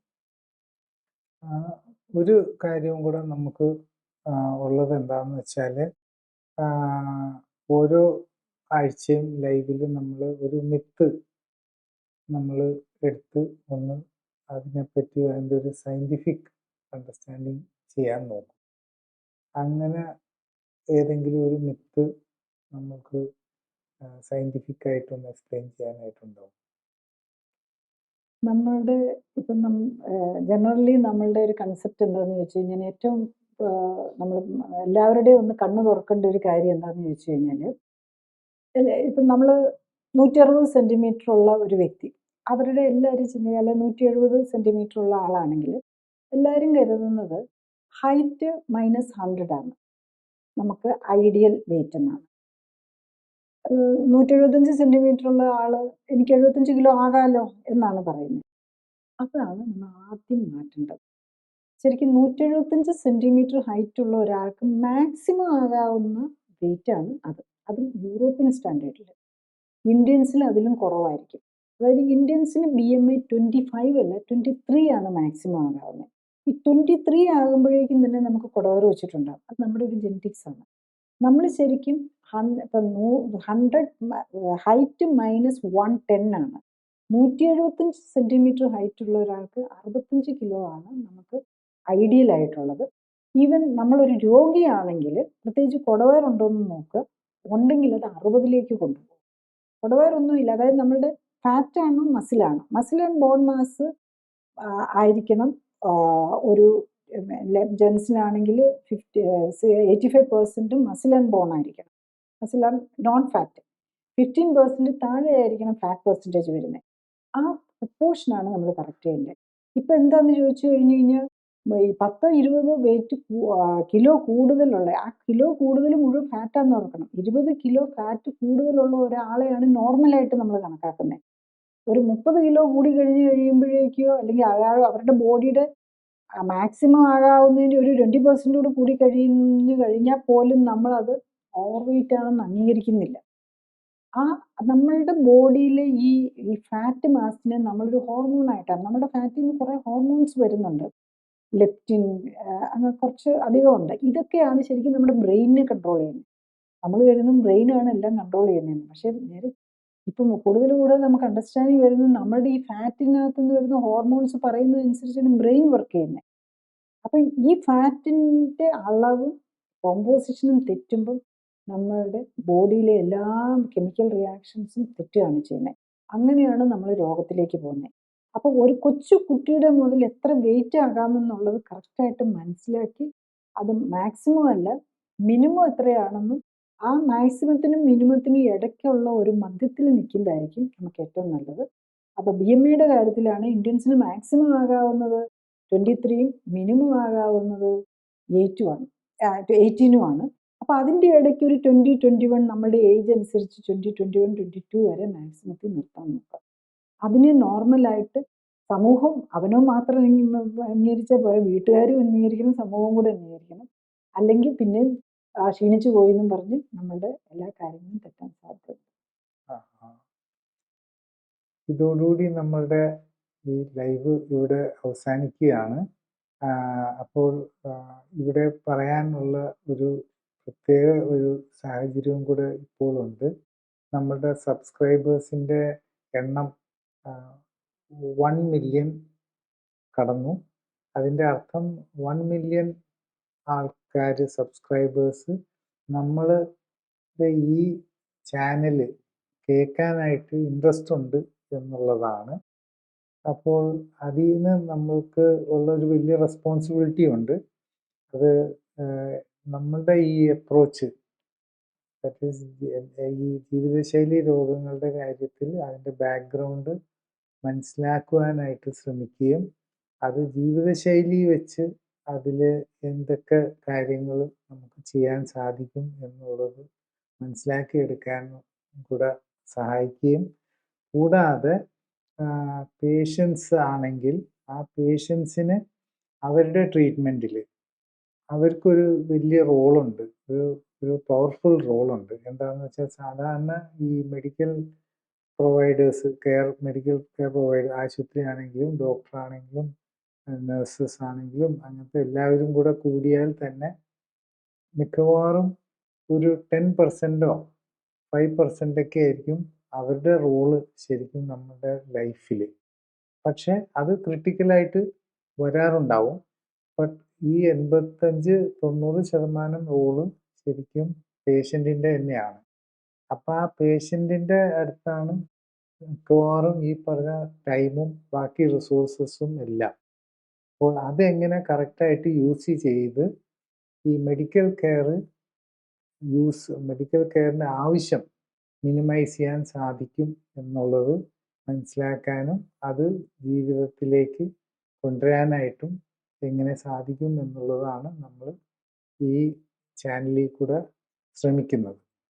കൂടാതെ ഇപ്പോൾ ഒരു ജനറൽ ഒരു ഫീലിംഗ് ഉണ്ട്, ദാറ്റ് ടെക്നോളജി കൂടി വരുന്നതനുസരിച്ച് നമുക്ക് ഏത് അസുഖവും ടെക്നോളജി വെച്ച് നമുക്ക് കവറപ്പ് ചെയ്യാമെന്ന്. അപ്പോൾ ആ ടെക്നോളജി വെച്ച് നമ്മളുടെ അസുഖങ്ങൾ നമ്മൾ കൺട്രോൾ ചെയ്യാനോ അല്ലെങ്കിൽ മാനേജ് ചെയ്യാനോ അല്ലെങ്കിൽ ട്രീറ്റ് ചെയ്യാനോ നോക്കുമ്പോൾ നമ്മൾ മറന്നു പോകരുത്, നമ്മളും ആ ടെക്നോളജിയെ പറ്റി അതിനോടൊപ്പം തന്നെ കൂടുതൽ മനസ്സിലാക്കിക്കൊണ്ടിരിക്കണം. അല്ലെങ്കിൽ എവിടെയെങ്കിലും ആർക്കെങ്കിലും ഒരു എറർ വന്നാൽ പോലും നമ്മൾ അറിയാതെ പോയാൽ പോകുന്നത് മിക്കവാറും പേഷ്യൻറ്റിന് തന്നെയായിരിക്കും. രോഗകാരണം മനസ്സിലാക്കി പ്രബുദ്ധരാക്കുക. ജീവിതശൈലി ക്രമീകരണത്തിലൂടെ രോഗങ്ങളെ മാറ്റുക.